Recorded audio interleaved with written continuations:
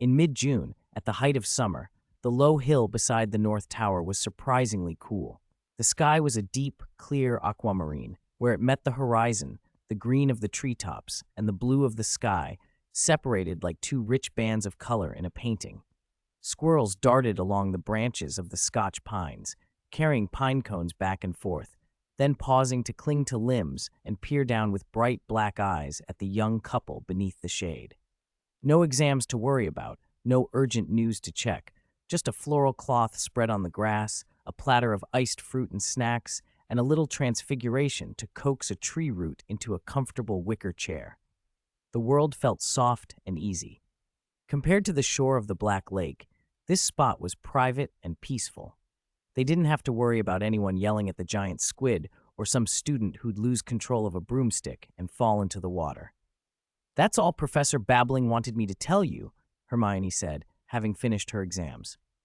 She drew out the last words lazily, the tone of someone half asleep in the afternoon sun.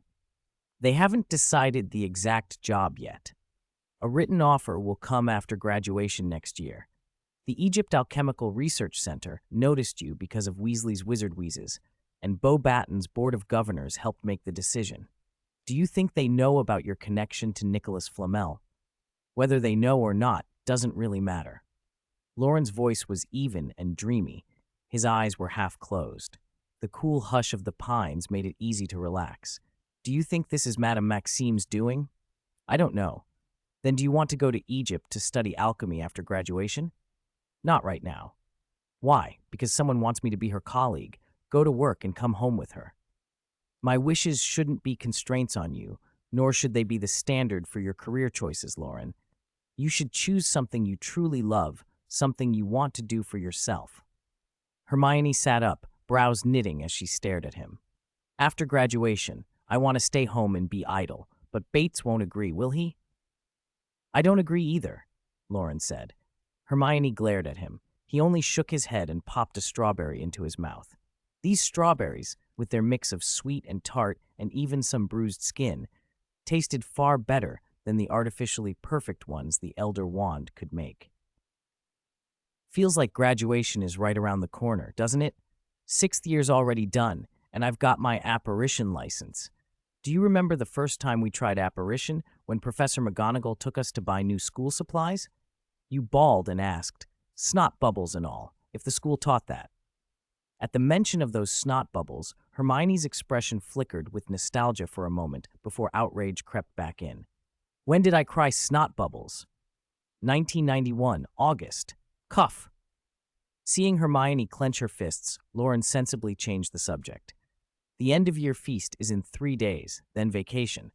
Have you thought about where you want to go this summer?" Hermione considered, then shook her head. "It's better not to go anywhere. After that battle, Voldemort must hate you for a lifetime, and he might still be after the Elder Wand. The Death Eater situation isn't fully cleaned up. There could be attacks. We're safer staying put. When we get back, we need to convince Bates to go out less too." "You're right," Loren murmured. Hermione looked especially charming in the soft, late-afternoon light.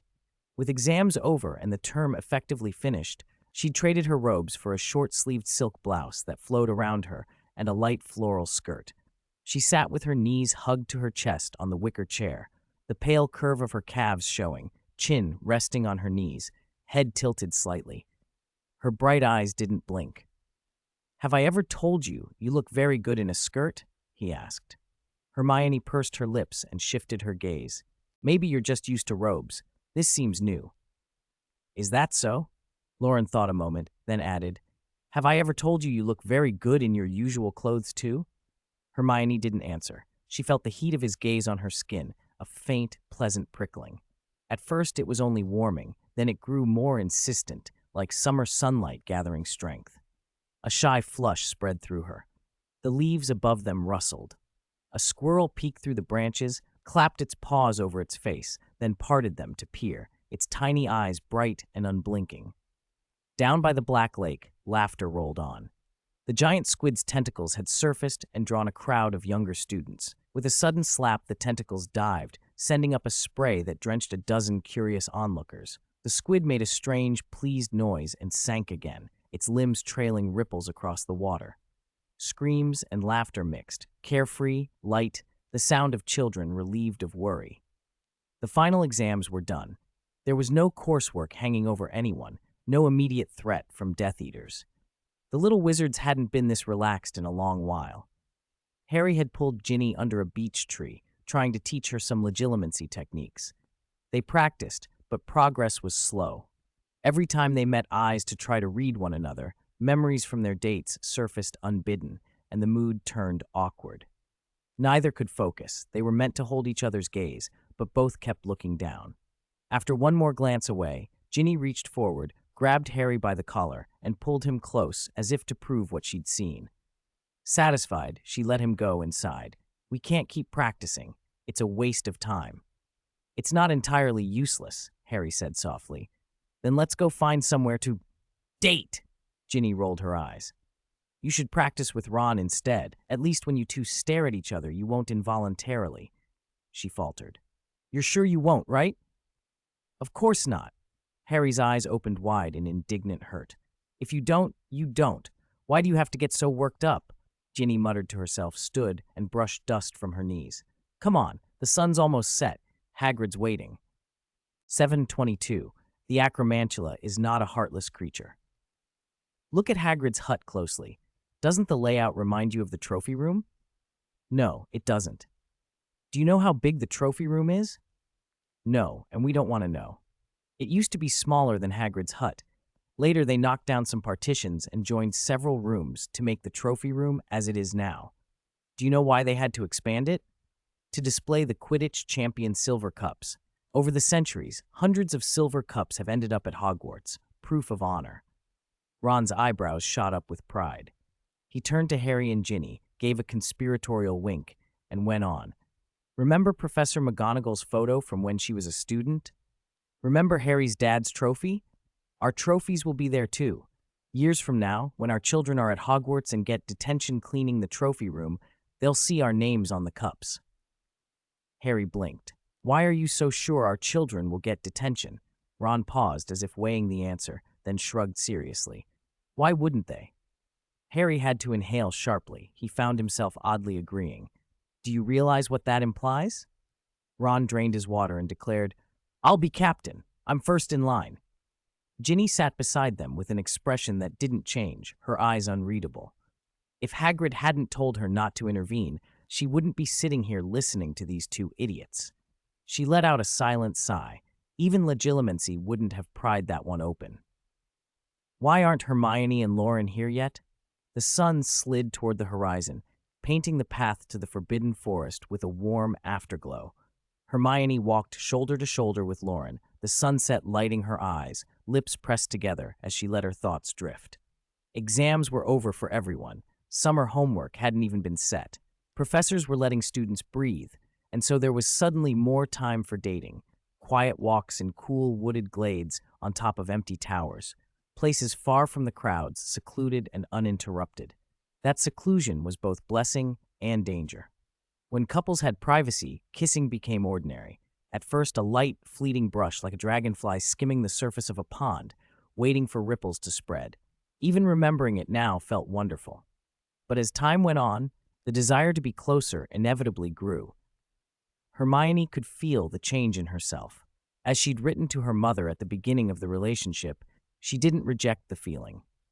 Usually, she could use reason to keep a clear boundary, but as the love deepened, self-control was ebbing. She didn't know how long she could hold it. With Loren, Hermione had received the usual practical and moral guidance at home. She'd heard the typical stories from Muggle schools about foolish choices and consequences. The wizarding world was no different in that regard, where customs sometimes treated young people as adults earlier than they might expect. Luckily, both she and Loren were sensible. Even when her judgment wavered, Loren always knew when to stop, sometimes in a clumsy way, sometimes in a laughable one, and he genuinely seemed content to tease and be teased. I heard Hagrid didn't invite Grop to the dinner. Grop's been invited to visit the centaur herd. He helped them move stones when they were renovating, saved them a lot of time. I wonder how much the centaurs will prepare. Will it be enough for Grop? Speaking of which, don't take this the wrong way, but if there are half giants, are there half centaurs? Can giants and centaurs interbreed?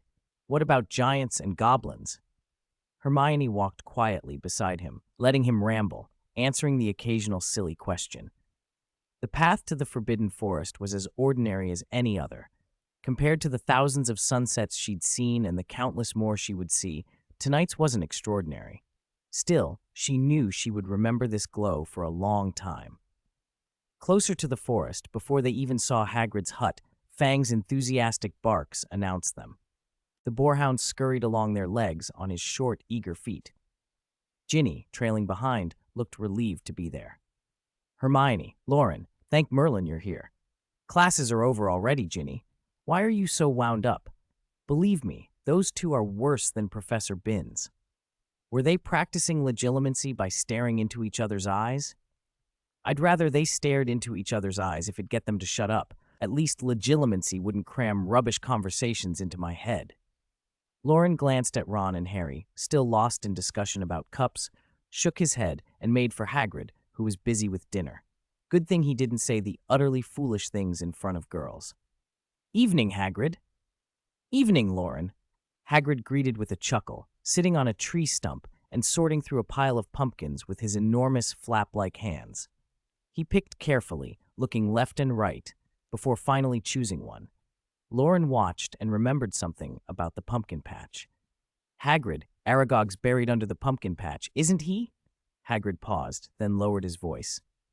Don't worry, Loren. These pumpkins ain't growing so fast 'cause of that.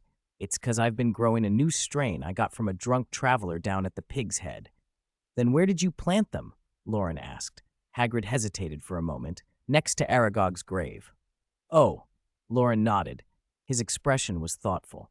Soil around graves is often richer. Of course, that's natural. Here in the Forbidden Forest, everything returned to the earth. Big creatures devouring smaller ones, bodies broken down by stomachs and microbes, the cycle of life and death carrying on uninterrupted. To die and be buried and be turned back into earth was a kind of mercy. Still, thinking of Aragog, once a large, talkative spider who'd played a part in so many things, left a small, strange feeling. Maybe that's why tonight's pumpkin tasted so sweet. After dinner, the moon was bright and the stars sparse. The little wizards sat around the bonfire, full and content, chatting. Loren and Hermione were on low stools, teasing Fang. Hagrid came over, carrying a hand-woven wicker basket of freshly washed fruit. Lake water still dripped from it, typical crude, half-giant practicality. After dinner fruit, he announced. Thanks, Hagrid. Fang, lying on the ground, glanced up, saw it was only fruit, lost interest, and settled his chin on Loren's shoe, his bare tail thumping slowly. The truly large fruits of the Forbidden Forest were usually picked by animals before ripening or chewed full of holes by birds and insects. This basket held the smaller forest fruits, strawberries, mulberries, cherry tomatoes, and a jumble of wild berries in various shapes and sizes. They were clean and still cool from the lake. A few had been nicked by the wicker and gave off a fresh, pleasant scent. Loren grabbed a handful at random and popped 2 or 3 into his mouth, only to be ambushed by a wild berry so sour his eyebrows nearly disappeared. Those wild berries were always the tricksters, some as sweet as strawberries, others sourer than lemons, like disguised little assassins. One wrong bite and your face did all the work. Hermione eyed him, picked a strawberry and bit off most of it. It was moderately sweet and tangy, not astonishing, but with a clear wild fruit tang. A crackle came from the fire, wood popping, or perhaps an unlucky beetle falling in and bursting. The night in the Forbidden Forest was neither warm nor cold. The fire served mainly for light. Harry poked at the flames with a twig and, almost casually, said, I'm not planning to go home this summer. I want to stay at Hogwarts. Why? Hagrid asked in surprise.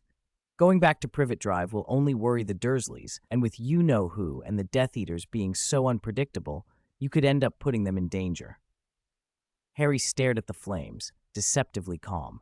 More importantly, staying away means I don't have to rely on Aunt Petunia's protection. Harry. Ginny reached out and squeezed his hand. Ron spat a fruit pit, scratched his head and said, You could stay at my house or at Sirius's. Didn't you stay away last summer? Exactly, Harry said. Last summer brought a lot of trouble. Mad Eye was tied up with security. Tonks and the others had to disguise and hide, and people kept rotating between Grimmauld Place and the Burrow. So what will you do? You can't stay at Hogwarts forever. You mean you'll never go home as long as Voldemort's alive? Ron looked from Harry to the two across from him. Loren, Hermione, you should try to talk him out of it. As Professor Moody says, always be cautious, Hermione replied. Hogwarts is the safest place right now. She hesitated, then explained, our homes were temporarily on the Flu network, and that might have left traces with the Department of Transportation. If Voldemort learned anything while he was in the Ministry, there could be a real risk. Loren and I have canceled our travel plans and intend to stay home this summer. The chance of an attack is small, but precautions are sensible. Damn you know who, Hagrid cursed under his breath. Harry grinned. Actually, I'd quite like to spend the summer at Hogwarts. I wouldn't have to worry about meals. Dobby and Winky would look after me, and their cooking is miles better than Aunt Petunia's. If I ever get bored, I'll come find Hagrid. I still haven't patrolled the Forbidden Forest with the gamekeeper. Loren considered that for a beat. So summer plans never include homework, right? Harry went quiet. Loren stroked Fang's neck. Caution is one thing, but you still should go home. Holidays are for seeing family. Even if you don't want to see the Dursleys, think of Mrs. Weasley and your godfather. At least write them a letter and ask. Speaking of letters, Ron frowned. My mum hasn't written in ages. Harry looked startled. Sirius and Remus, too. They haven't even had time to write? What have they been so busy with? They wouldn't forget us, would they? If they forgot me, they'd never forget you lot. The remark hung in the air, and everyone fell quiet, staring into the fire. After a moment, as if remembering something together, they called out in unison. Betty? Sirius, congratulations. Mother and daughter are safe. You've heard me say it a dozen times, but I still have to. Thank you so much for everything, Molly. Sirius, bloodshot-eyed, hugged Molly and kept thanking her, his voice thick with relief. Molly patted his shoulder and soothed him. She looked every inch the comforter. It took a long time for him to calm. Sirius sat at the edge of the hospital bed, watching his wife sleep in exhausted contentment, his heart full. Since the Potters had been betrayed and sacrificed by Wormtail, he'd never been this terrified. Never waited so long for news, until finally the midwives announced a successful delivery, and all that waiting felt worth it. Molly stood nearby, smiling down at the baby in the incubator. She had been a mother many times over. To see a birth from the outside, watching someone else bring a new life into the world, touched her in a different way. It's been such an ordeal for you all, coming through this with us, someone murmured. We know wizards usually give birth at home. Oh, don't talk as if you know anything, came a teasing retort. Pregnant women have the final say, and Betty's a muggle. She can have the baby wherever she likes. Thank you, Sirius said again faintly. Actually, muggle hospitals are rather good, another voice said with a laugh. If I'd had these nurses when I had my children, I'd probably be a lot less, well, heavy now. Maybe you could have given Ginny another sister, someone suggested. Spare us, came the immediate reply, and laughter rippled softly through the room. Outside the delivery room, Lupin listened to the laughter and glanced at Tonks. She raised a finger to her lips, signaling for silence, and the two of them tiptoed back down the corridor to a place where they could speak freely. It was almost midnight. A chaotic, disheveled day was finally winding down. In the private maternity waiting room of a London hospital, the lights were bright enough to be mistaken for daylight. The ward was nearly empty at this hour. An occasional nurse passed by, heard their voices, and that was all.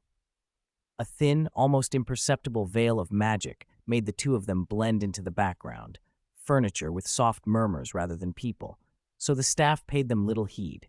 Nymphadora Tonks sank into a plush sofa, staring at the ceiling with the lazy ease of someone exhausted but content. Beside her, Remus Lupin sat steady and calm, his hands folded, his expression gentle.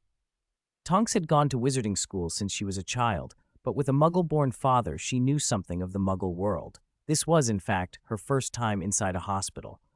The air carried that faint, indefinable smell that hospitals always had, and the relentless brightness of the lights felt a little cold and clinical, but also oddly peaceful. This was a place for pregnant women.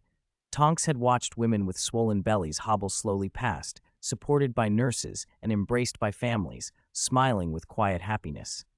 She had also seen others who moved briskly and seemed fragile beneath their composed faces.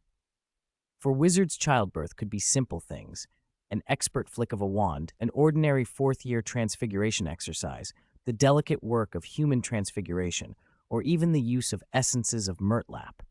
There were also spells to prevent a fetus from being born.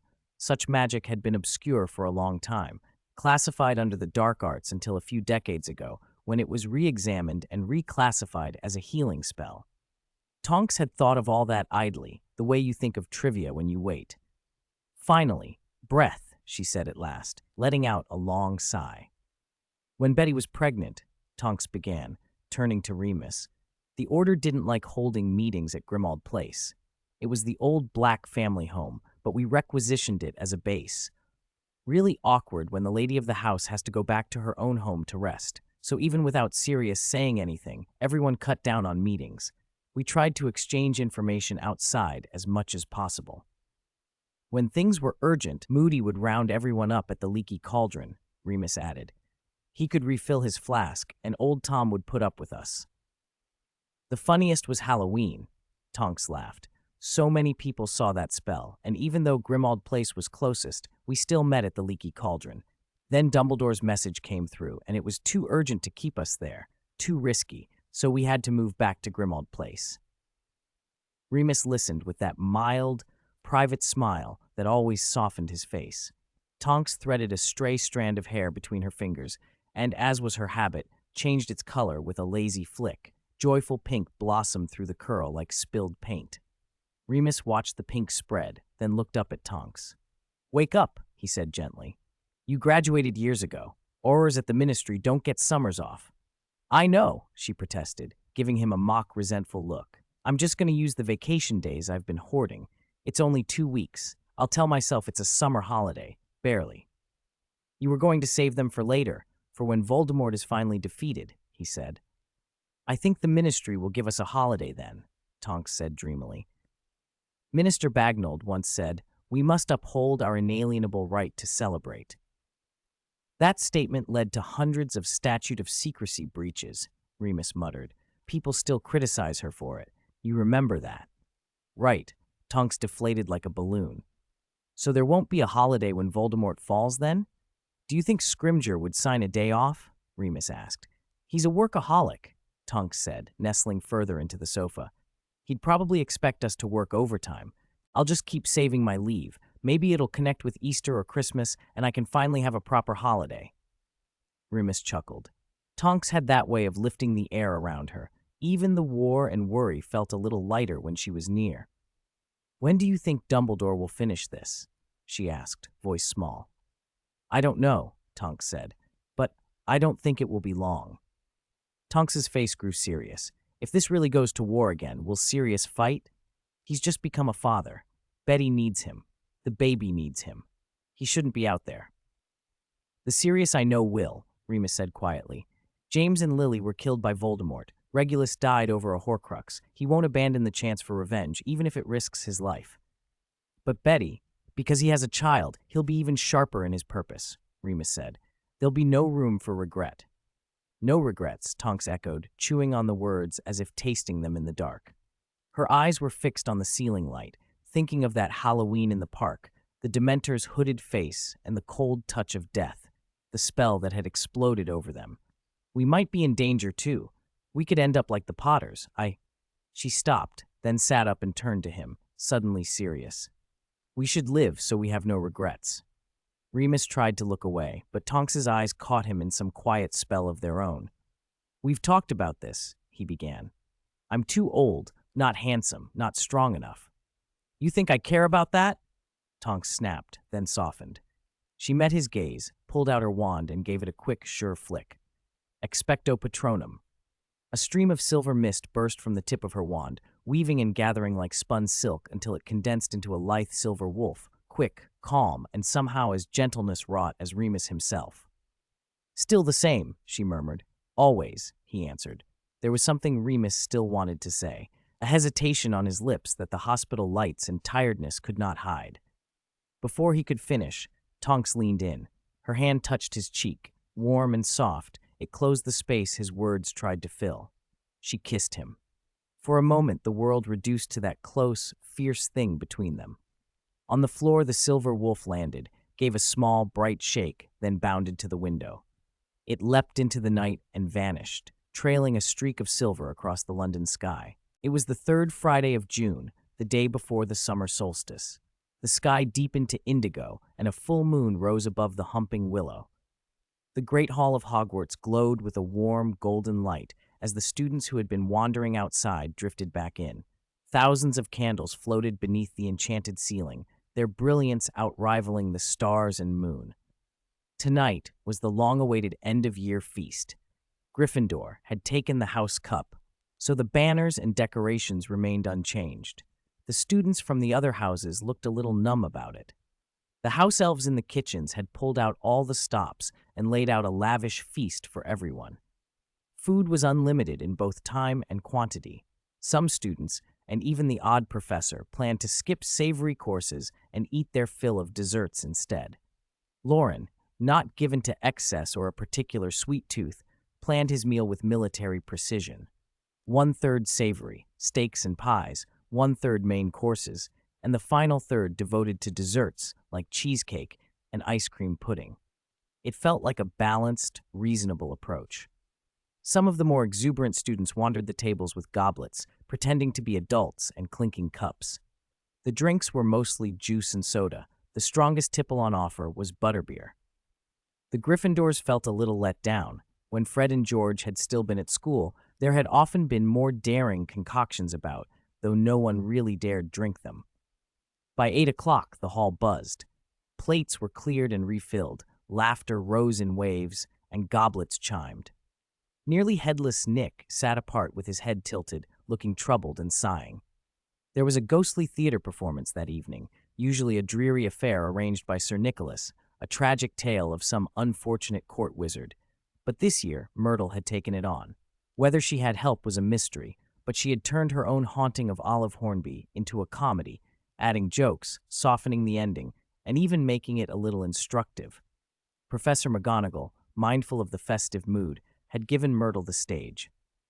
"It's so funny seeing Olive run away like that, scared stiff of a ghost, and then tripping down the stairs." Lavender giggled from the middle table, shoulders shaking. "Is this really Myrtle, the one who cries in the girls' lavatory? I can hardly recognize her. I wonder who helped write this." "Myrtle's moods are unpredictable," Ron corrected. "Ghosts get like that. She cries sometimes." "Oh, Ronnie, you're so kind." Parvati, sitting beside them, kept quiet. Nearby, several couples whispered sweet nothings. "Harry, try this." "Both my hands are full, but it's delicious. Not only the steak, but because you fed it to me." "Do you really think my hand has magic?" "Not just your hand, your whole being. It's like an unforgivable curse, only kinder." "Don't say that." Parvati chewed her steak with a numb expression, pressing her gaze straight ahead to avoid imagining anything that might give her bad dreams. Opposite her, Loren and Hermione sat together. They weren't overly gushy, but their actions were perfectly synchronized. A look and a napkin passed, a shared taste of something delightful, a small, casual intimacy that somehow felt sharper than any overt display. It made Parvati feel fuller than she had any right to be. After the Ghost Theater came the Toad Choir, and then a string of impromptu performances by graduating students. The productions were less polished now, dances more casual, arrangements looser, but the atmosphere was livelier for it. Loren enjoyed it so much that he ate more than he meant to. At 11, the feast wound down. The floating candles winked out one by one. Seventh years embraced and said goodbyes. Hermione was pulled aside by a group of Ravenclaw graduates who wanted to bid her farewell. Over the years, the know-it-all had quietly made many friends through clubs, classes, and study help. Loren was surprised at how many voices called her name, but in hindsight, it wasn't surprising at all. The great hall felt stuffy, so Loren stepped out into the courtyard for fresh air and a slow walk to digest his meal. Night air was cool, and the courtyard was still. Crickets chirped in the dark, one from his right and another somewhere above him in the boughs. For a moment he fancied they might be apparating. He paused, listening, then looked up and found Dumbledore standing beside him. He hadn't noticed when the headmaster had arrived. "Headmaster Dumbledore," Loren began, stopping in his tracks. Dumbledore smiled gently. "I ate too much of the molten cheesecake, and my stomach felt rather burdened, so I came for a walk. I saw you skulking about. What are you up to?" "I was trying to catch a cricket," Loren said, unembarrassed. "And did you catch it?" "Not yet." Perhaps because they had both eaten too much, they fell into small, measured steps along the courtyard path. Dumbledore spoke slowly. "I heard the Ministry of Transport and the Egyptian Alchemical Research Center have both extended invitations to you." "Mr. Macross favors the theory that explains apparition in terms of soul and body," Loren replied. "Egypt seems interested in protective magic, and Beauxbatons has its own input." "Have you decided what you'll do after graduation?" Dumbledore asked. "Honestly, I don't much want to go straight into work," Loren admitted. "But for the sake of family harmony, I'll take a post at the Ministry of Magic." "A very sensible choice," Dumbledore said. "Gain experience at the ministry for a few years.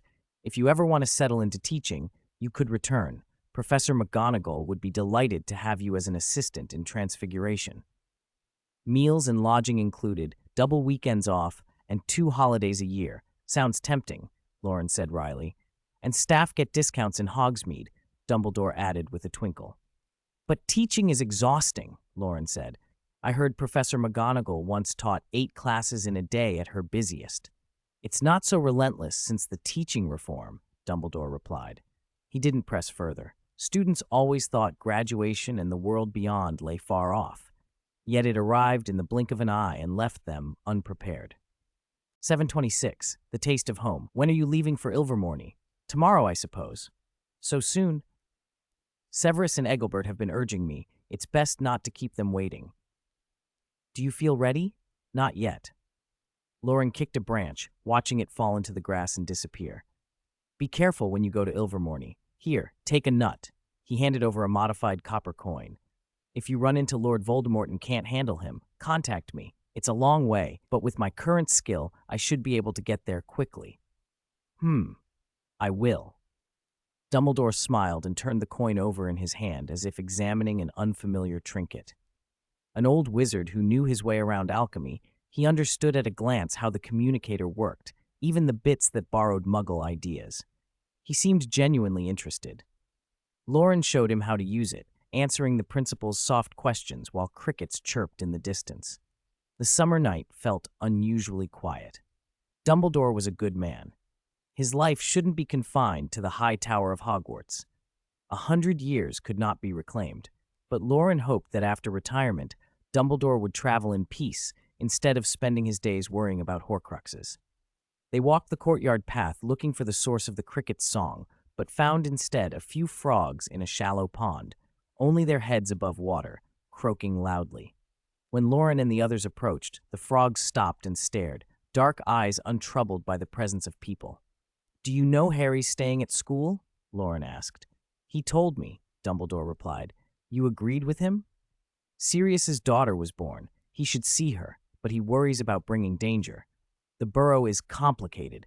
I would prefer he spent time with the Dursleys for family's sake, not merely for the protection it affords." "Oh, that family sentiment again." Loren started, but didn't finish. He saw someone approaching.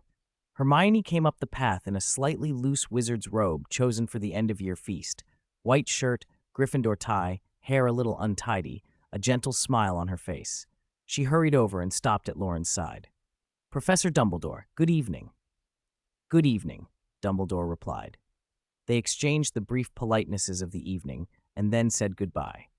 Loren and Hermione walked on together, leaning close to whisper like people who had fallen into an easy habit. Dumbledore watched them go with a fond smile. It was late, so Loren didn't keep Hermione out long. After a short stroll, they returned to the Gryffindor common room.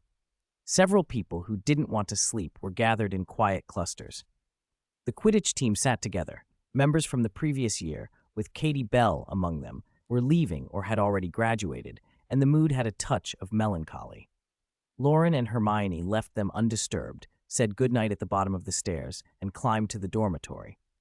After showering, Loren came out to find the common room emptying. Ron and Seamus had remembered their unpacked trunks too late and roped Neville into helping.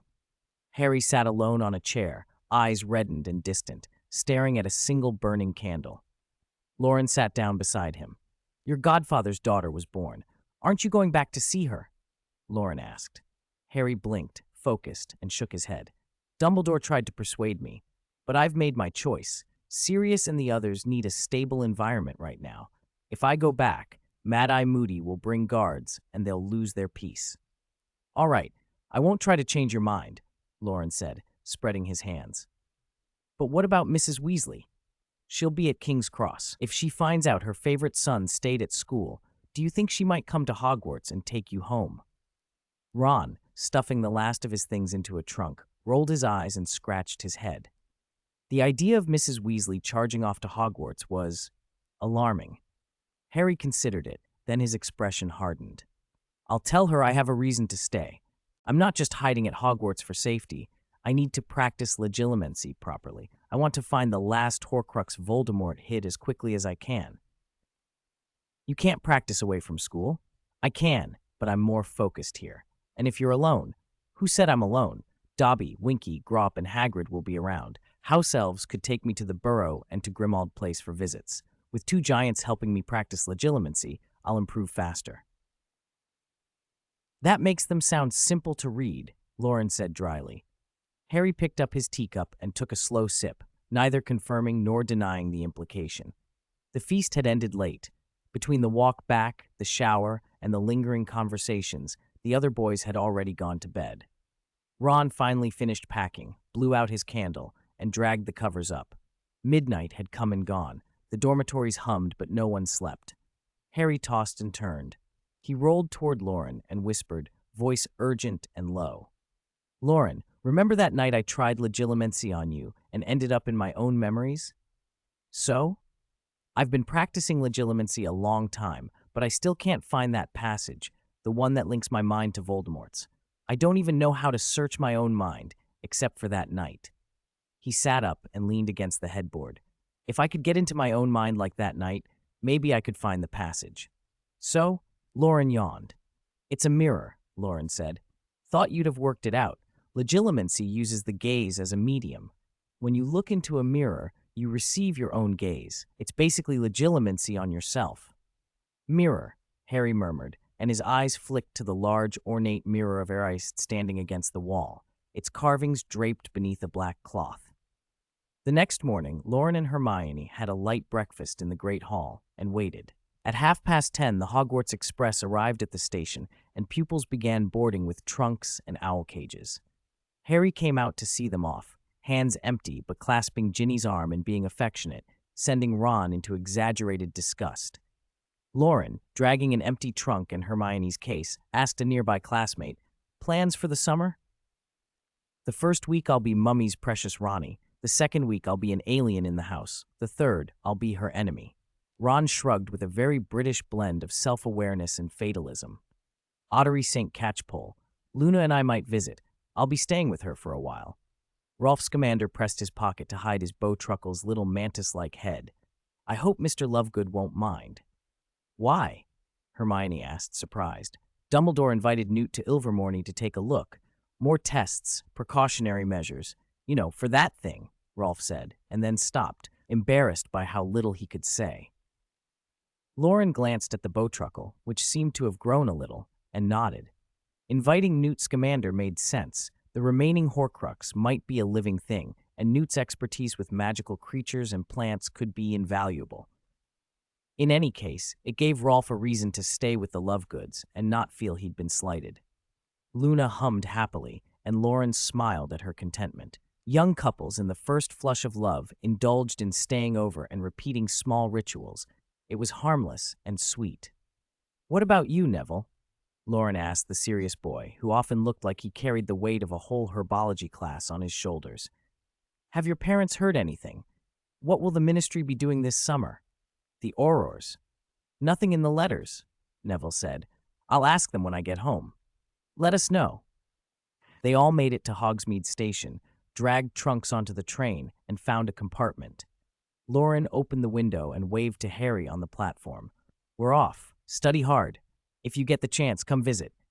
Don't break school rules. Listen to Hagrid," Hermione added earnestly. Ginny and Ron waved. "We'll miss you." The whistle sounded, and the express wound away through rolling hills. They reached King's Cross in the late afternoon. By 5, Loren and Hermione had stepped out of Platform 9 and 5/4 into the busy station. By 5 past 5, they were in Hampstead. It was the weekend, and Monica had bought a mountain of ingredients, planning a feast that would make anyone feel like they'd come home. Monica had apparently learned to pair meat and sauce from a cooking show: lamb with mint, pork with apple, beef with chili, chicken with cranberry. The kitchen buzzed. She'd prepared several kinds of meat and handmade the matching sauces, with croissants and Yorkshire puddings on the side. It sounded indulgent, maybe even excessive, but most of the ingredients were top quality. The only problem was the preparation: soaking to remove blood, trimming, washing off scum, cutting and marinating, dozens of small, tedious steps. A wizard's wand made the work easy. Loren couldn't sit still on the sofa, listening to Bates and Wendell's chat. He slipped into the kitchen to help make side dishes out of other ingredients. "You don't have to," someone said. "You've been on the train all day. You must be tired." "It's because we've been sitting all day that I don't want to sit anymore," Loren replied. "Oh, my dear Loren, you're so thoughtful," Monica said, smiling. The scent of cooking, Maillard reactions in full swing, drifted into the living room. Hermione emerged from the shower wearing comfortable silk loungewear, her hair still steaming. Not finding Loren on the sofa, she padded into the kitchen and sat down. The three of them fell quiet for a moment, listening to chopping and the murmur of conversation. "Why did you choose that cut of beef?" Monica asked. "It's too lean for roasting. It'll be tough," Loren explained. "Cut it into strips and stir-fry it with onions instead." "Oh, I wish you were my child," Monica sighed. Hermione flushed at the unexpected compliment, fingers stilling as she smoothed her hair. Bates and Wendell exchanged a look that said they were enjoying the domestic scene, in the way father and son could without saying a word. "Should we tell Monica?" one of them asked with a raised brow. "No." "Comfort Hermione?" "No." "Then what do we do?" "Pretend we didn't hear anything." They all turned their attention to the television, which was broadcasting a shopping program filled with clever little household gadgets, strange knives, multifunctional brushes, and other delights for the conscientious home cook. Who wouldn't be tempted by a good helper in the kitchen? 7/27, a peaceful summer vacation. It was Monday, the last day of June. Grandpa Bates was out in the backyard in his patched sheep-herding vest, a tear in one pant leg showing frayed threads. Whether by accident or design, he had a way of making a rancher's getup look fashionable. In his hand was a hose nozzle, and he stood patiently watering the trees. Summer heat sucked moisture out of the leaves, and some trees needed a thorough soaking, while more delicate ones could rot if overwatered. He worked slowly and carefully, as if experience had taught him exactly how each sapling should be treated. Loren had been watching him for over 10 minutes. He clicked his tongue, staring at the stream of water until his mouth went dry. He pushed back into the kitchen, opened the fridge, and grabbed a bottle of cola. When he closed the door, a sticky note caught his eye. His summer plan, written when school let out. Mornings, studying with Hermione, finishing all the homework on time. Afternoons, researching spatial displacement, exploring forms of magic other than apparition. And nights, diving into the fantastic book to talk with Flamel about that strange Dementor stone. 2 weeks of vacation had already gone by, and he hadn't accomplished much. He stood there, chewing it over, then opened the fridge again for another cola. Hermione should have finished her charms essay by now. He could borrow it and use it as a template. That second bottle would be his thanks. At the Grangers' house, it was a weekday morning. Mr. and Mrs. Granger had gone in early to their dental clinic, and Hermione had just finished washing the dishes. She stepped out of the kitchen, drying her hands, feeling oddly resigned. Since coming home for the break, perhaps pushed by Loren's presence, her parents had noticed she wasn't used to household chores and had started giving her more to do. Where she used to be an occasional helper, She was now the one running the morning dishes and helping prepare dinner. Sometimes she wanted to use a small bit of magic to make things easier, but her mother reminded her she needed to learn to do things herself before adulthood. There was a soft pop in the living room, and with a gentle rush of air, a figure carrying 2 bottles of cola appeared. Hermione turned, towel in hand, a questioning look on her face. Loren handed her an opened bottle. "Hermione, let's do our homework." She gave him a long, strange look, then followed him to the study. Soft light warmed the room. Parchment and reference books lay on the desk. Both their assignments were there, ordered by course. But one set had barely been touched, while the other had Transfiguration and Charms already checked off. They sat down and began. Loren dipped his quill and wrote with a smooth hand. During a pause, Hermione looked up and realized he was using her Charms essay, trimming it down, cutting the fluff, and keeping only what would get past the professor. She considered interrupting, but she didn't. It was a small victory that he was even sitting and working. 10 minutes later, Loren dusted off the parchment and grinned. The first draft of his essay was done. Anyone can finish the rest, he thought. Collect examples, refine the wording, finalize and copy it neat. He set down his quill and looked at Hermione. "Hermione, I've done more than my part today. I want to reward myself with a good lunch. Anything you want?" Before she could answer, he added, "How about beef stew with potatoes? Your mum's beef is great, but we didn't have time to stew it the other day." Hermione felt helpless, more so when her mouth watered. "Can't you finish the essay first?" she asked. "I promise I'll finish it today." Loren swore, then quickly shifted tactics. "But the ingredients are freshest in the morning. If we don't buy them now, things will wilt and the meat will get worse. We can buy, start the stew, and while it simmers, I'll copy the essay. Works perfectly. Are you sure you'll finish it? Don't you trust how fast I can catch up? I don't trust your attitude." Loren pondered. "Your suspicion is fair, but I'm really craving beef stew. Cooperate with me and we'll save time." Hermione opened her mouth to argue, but Loren snatched the quill from her hand, dunked it in the ink bottle, then hooked her hand and walked out the door, casually turning off the light. By the time she reached the living room, she realized she had even put on her shoes. She sighed and let him drag her to the fresh food market. Back in the Granger kitchen later, Loren stood at the stove stirring diced beef in a hot pan. Spices and sizzling oil gave off a mouth-watering scent. "Sauté the meat before stewing," he explained. "It makes it taste better."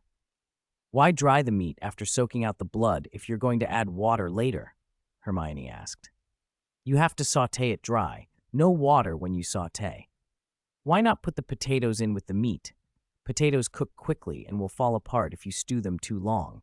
They go in later." "Oh." Hermione watched and memorized, her cheeks warmed by the stove and her eyes bright with the anticipation of the meal and of the boy in front of her. Loren finished the prep, put the lid on the pot, and washed his hands. "Now let it stew slowly until it's fragrant." Hermione untied his apron and looked him in the eye. "So, are you going to write your essay now?" "Of course." He started toward the study, then stopped as a frown crossed his face. "The stove is on and the stew's just started. I can't just go to my room. What if something happens? A burnt pot is one thing, but a gas leak." "I finished my essay. I can stay in the living room and watch." Loren hesitated. "Okay, but how will I know when the meat's done? You tell me a time and I'll call, or I'll check every 15 minutes. "I'm still not comfortable. Forget it. I'll stay in the living room. Then I'll keep working."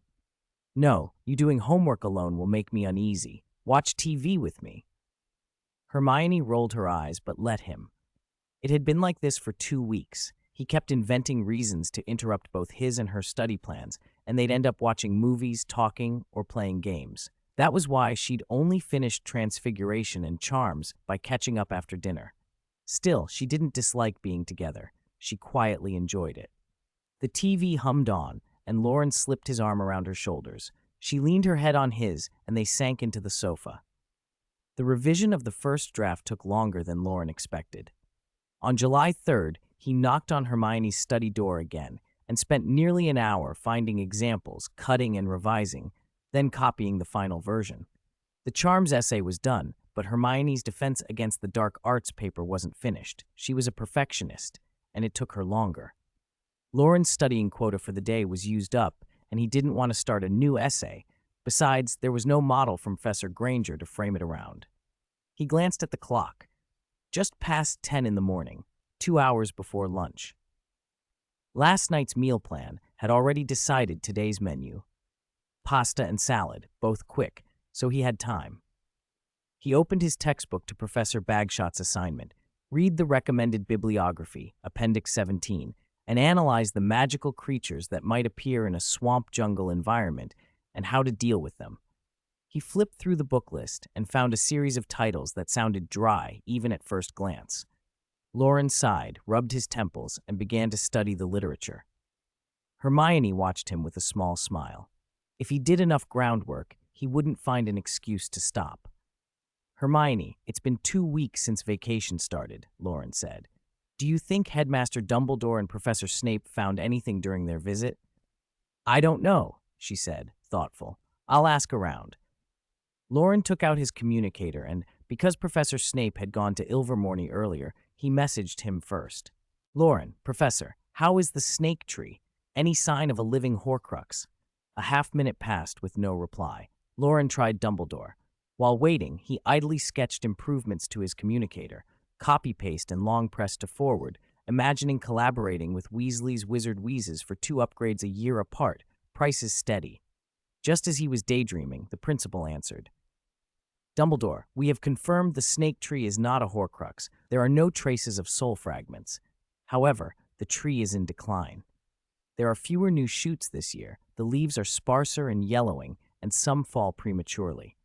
Newt and Pomona are treating it. Loren, is it related to Lord Voldemort?" "Dumbledore, we cannot rule that out, but we have found no signs of the dark arts so far. The American Magical Congress has discovered traces of Death Eaters and Aurors are pursuing them. I will inform you if there are more clues." "Loren, I see." He sat with the communicator in his hand, full of questions, but limited to text across the Atlantic. "How are things?" Hermione asked from across the table. After Loren relayed Dumbledore's message, Hermione looked thoughtful, not surprised Professor Sprout had gone to Ilvermorny. Of course, the herbology professor would be involved. "I'll ask Harry too," she said. Loren tapped his communicator. He sent a sequence of messages to Harry in that awkward, friendly way one uses when contacting a friend you haven't spoken to in a while. "Harry, how have you been lately? How's your legilimency practice coming along? Any news about living Horcruxes?" Harry answered quickly and with theatrical outrage. "You finally remembered me. Before the holidays, we agreed to exchange letters. Half the holiday's gone, and only Ginny's written. You lot! Harry, if it weren't for Voldemort and Horcruxes, would you only remember me when school starts again?" Loren had underestimated Harry's dramatics and mentally chastised himself for the short opening. He tried to bring the conversation back to the point. "Loren, so, has legilimency found any Horcrux clues?" Several minutes passed. Then Harry replied more sensibly. "Harry, with Hagrid and Grop's help, legilimency practice has gone very smoothly. I've basically got it down. Trying legilimency on myself with the Mirror of Erised didn't work well. The reflections of my family keep pulling up memories of time with them, and I can't guide out anything else. The Mirror of Erised doesn't always show desires straightforwardly. Dumbledore once hid the Philosopher's Stone in it. Try different approaches. Also, what were those letters at the start of your last message?" "Harry, nothing. I typed a load of swearing about you lot and couldn't delete it properly, so I just sent it." Loren shook his head. He should have known better than to ask. He slipped the communicator back into its pendant and told Hermione the gist of the exchange. He glanced at the clock and realized it was almost lunchtime. He packed his papers away and headed to the kitchen. The pasta sauce had its own tricks. Hermione watched him go, a small sparkle in her eyes. Hogwarts. The blue stone of the outer walls, worn smooth by wind and rain, had weathered to a deep, dark green. Morning mist still lingered in the corners, dew beating on the longest blades of grass, but the top of the tower was already flooded with summer sunlight. The bricks gave off a faint golden glow where light met shadow, making the castle look almost dreamlike. On the marble steps in front of the hall, Harry sat staring at the little bronze nut in his hand. The communicator was silent. Minutes slipped by with no new messages. If nothing unexpected happened, he probably wouldn't hear from anyone for a while. His hopeful expression slowly faded. He sighed and looked for all the world like a lonely old man who'd been left behind in his hometown. From what he knew of Loren, the likelihood was that his roommate had put the communicator away. Unless there was important news, the next time Loren would think to get in touch might be on Harry's 17th birthday at the end of the month. Loren was the sort who was steady when it mattered. His advice was useful. But he had the patience of a saint only for Hermione. For everyone else, if they weren't right in front of him, he could be curt and indifferent. Still, he was clever.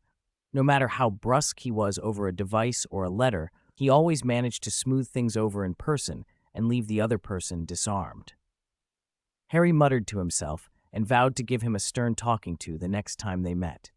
A breeze wandered around the castle, and through the empty corridors, the mist along the walls thinning as leaves and grass rustled. The place felt alive, and in that way, peaceful. Harry's backside had gone numb from sitting. He stood, dusted himself off, and headed toward the Forbidden Forest. Hagrid should be back soon. Hagrid and Grop made 2 patrols of the forest every day, one in the morning, one in the evening, at irregular times. The patrols were meant to keep people from sneaking in during the holidays and to reduce the risk of forest fires, though they mostly served as excuses to collect ingredients for the giant brothers. The unicorns seemed to know the school was on break and had been drifting toward the forest's edge.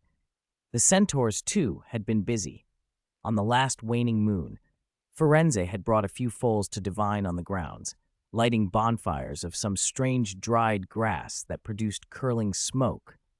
Whatever future they'd seen, at least the smoke kept the mosquitoes away. Summer at Hogwarts could be anything from tranquil to lively. The castle wasn't empty just for Harry's sake. The house elves were still working, and Professor McGonagall was said to be staying partly for his sake, though Harry wasn't entirely sure why. The elves were occupied with the big cleaning, dormitories, classrooms, and outlying towers, so the kitchen no longer produced the usual bulk meals. If he didn't go to Hagrid's, he would be eating with McGonagall every day, which felt odd. He was also supposed to check in with the dorm matrons before lights out, which made the summer feel a bit like a Muggle boarding school inspection. 10 minutes later, he reached Hagrid's little yard. The trees nearest the clearing had been cut and used, some for winter wood, some for fencing. The vegetable patch had neat ridged beds, a big one of pumpkins, others with purple cabbages, radishes, and broccoli. One small, untended patch was Aragog's grave. Weeds grew thick over it. The yard was quiet, doors and shutters closed. A pile of split wood sat ready to be stacked, and the water barrel by the door was half empty. Hagrid and Grop hadn't returned yet. A crude iron lock hung on the door, pathetic against Alohomora, and Hagrid likely wouldn't have minded. But Harry didn't unlock it. For some reason, he felt pulled to wait in the vegetable patch. Part of him was thinking like Loren. He leaned on the fence and watched slugs wander across pumpkin leaves. The chores felt slow and tiresome. It made more sense to wait for Hagrid and Grop to return and have him deal with pests. 2 slugs were about to meet on a vine when Fang's barking came from the path behind the house. Harry pushed away from the fence and hurried to meet them. Fang bounded up, circling and panting as if telling his story. Hagrid followed more slowly, keeping a careful eye on Grop so the giant wouldn't chase birds or get lost in the trees. There had been precedents. "Harry! Oh, there you are!" Hagrid called, flinging a rabbit he'd hunted onto the ground and wiping his hands on his coat. "Sorry I'm late. Ran into Bane on the way back. Grop, keep still for a bit, will ya? I'll get lunch on." Harry often felt more like a caretaker than a student, staying to help Hagrid look after the forest. He wondered if McGonagall felt similarly responsible for him, worrying he'd be led astray by some bird or butterfly. He'd learned how to keep Grop occupied. He reached into a pocket and pulled out a small box he'd stashed there and opened it. Inside was an oval gray ball tied to a cord, a worn bludger the school had long since retired. Past its best for matches, it flew erratically now, but was perfect to entertain Grop. As soon as Harry untied it, The ball shot out and drew a straight line for the water barrel, but Grop's huge hand scooped it up. It slipped, was grabbed by another hand, slipped again, over and over, as both the giant and the bludger had a fine time. With the bludger's strange, chaotic charm, Harry could keep Grop calmly occupied in the clearing, his arms waving, his legs and head steady enough that he wouldn't hurt anyone, and Harry could practice legilimency without worrying. Grop's head, covered in dense, moss-green curls, looked like a rounded stone from a distance, skin rough and thick, features crudely chiseled. His nose was blunt, his mouth crooked with odd yellow teeth, and his brownish-green eyes were astonishingly bright. Harry smiled up at him, and under his breath focused his mind. Legilimency, he thought. By sunset, the grounds were brushed with golden light.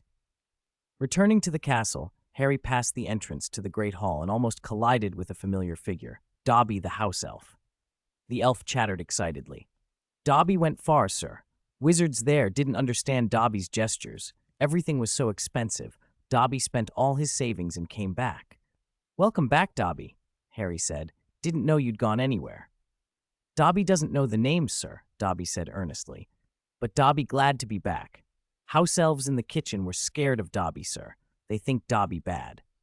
Harry is a good person, Dobby declared loudly, then abruptly lowered his head, whispering now, but Dobby cannot always be with Harry. Dobby must work and save money to go further next time.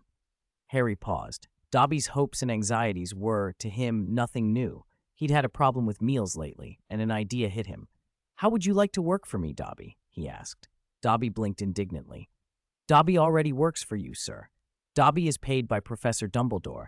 How could Dobby take wages from Harry Potter? Dobby not greedy. Harry winced at the little elf's determination. I know. I don't mean proper wages like a job. It's summer. We're both on holiday, so I'm offering extra compensation. I'd like you to help me practice legilimency. Legilimency? Dobby repeated slowly, thinking.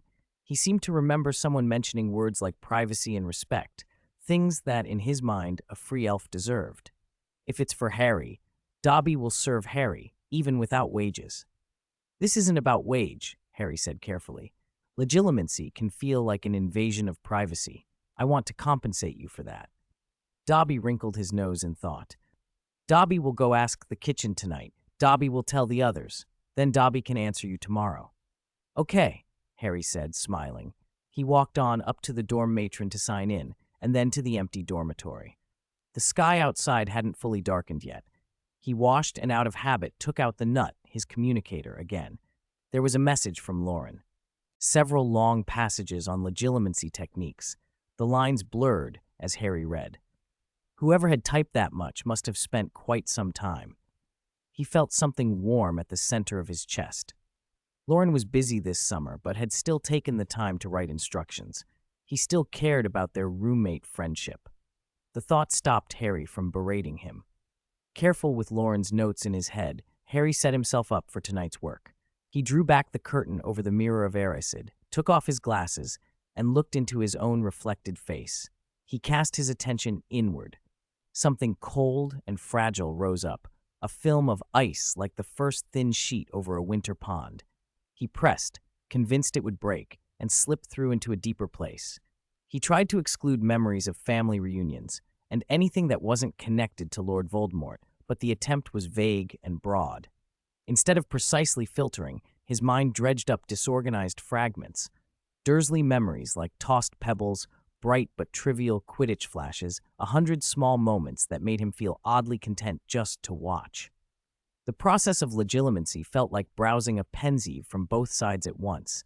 He saw himself from the third person and felt everything as the first, the two views stirring new emotions.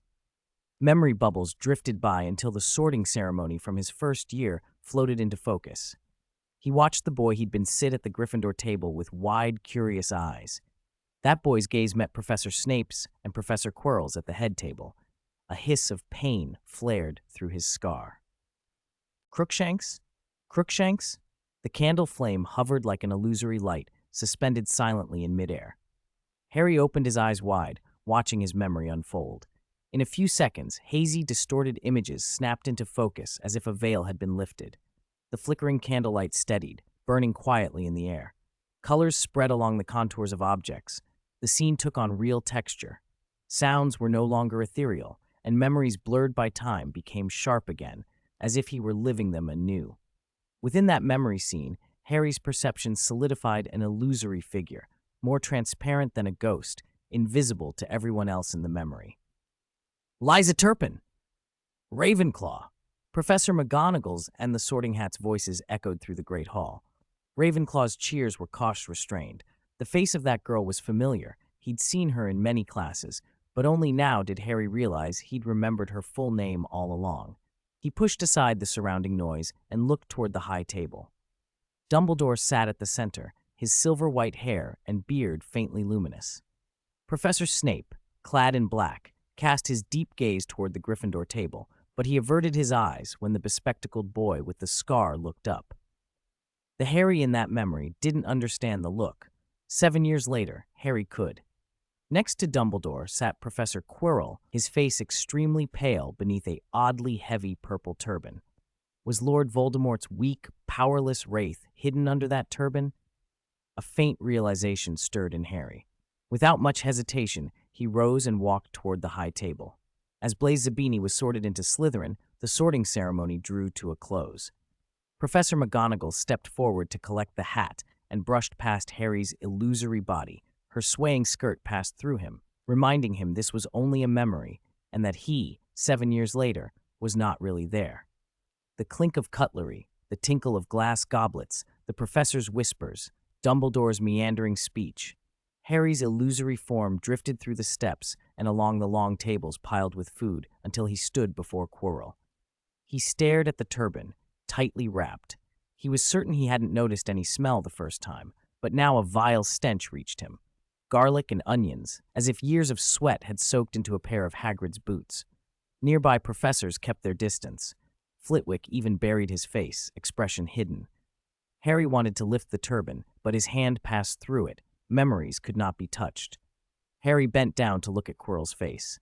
The man always kept his head down, meek, avoiding eye contact.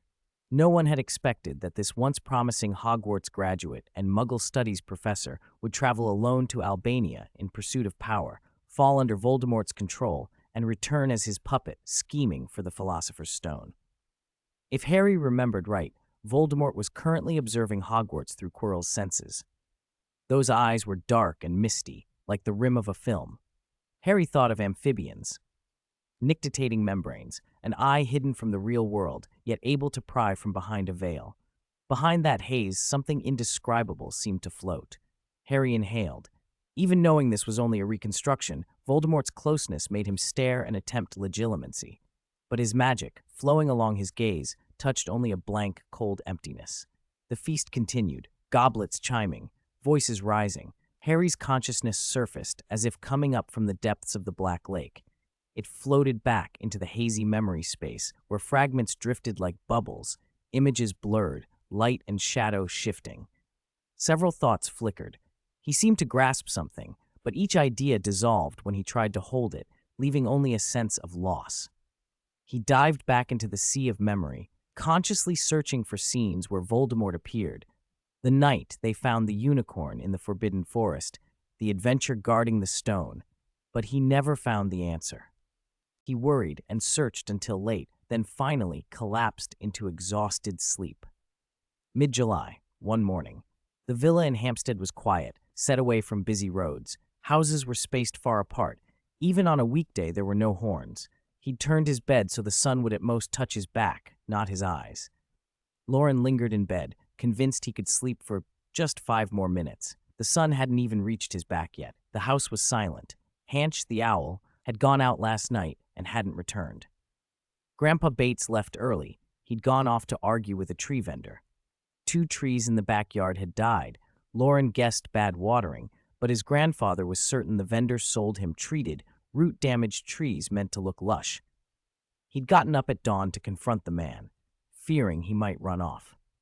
Too lazy to make breakfast, and with nothing pressing to do, the weather seemed perfect for more sleep. After a few 5-minute intervals, Loren's mind cleared, but his body resisted getting up. He rolled over and stared at the ceiling, letting his thoughts wander. Apparition theory.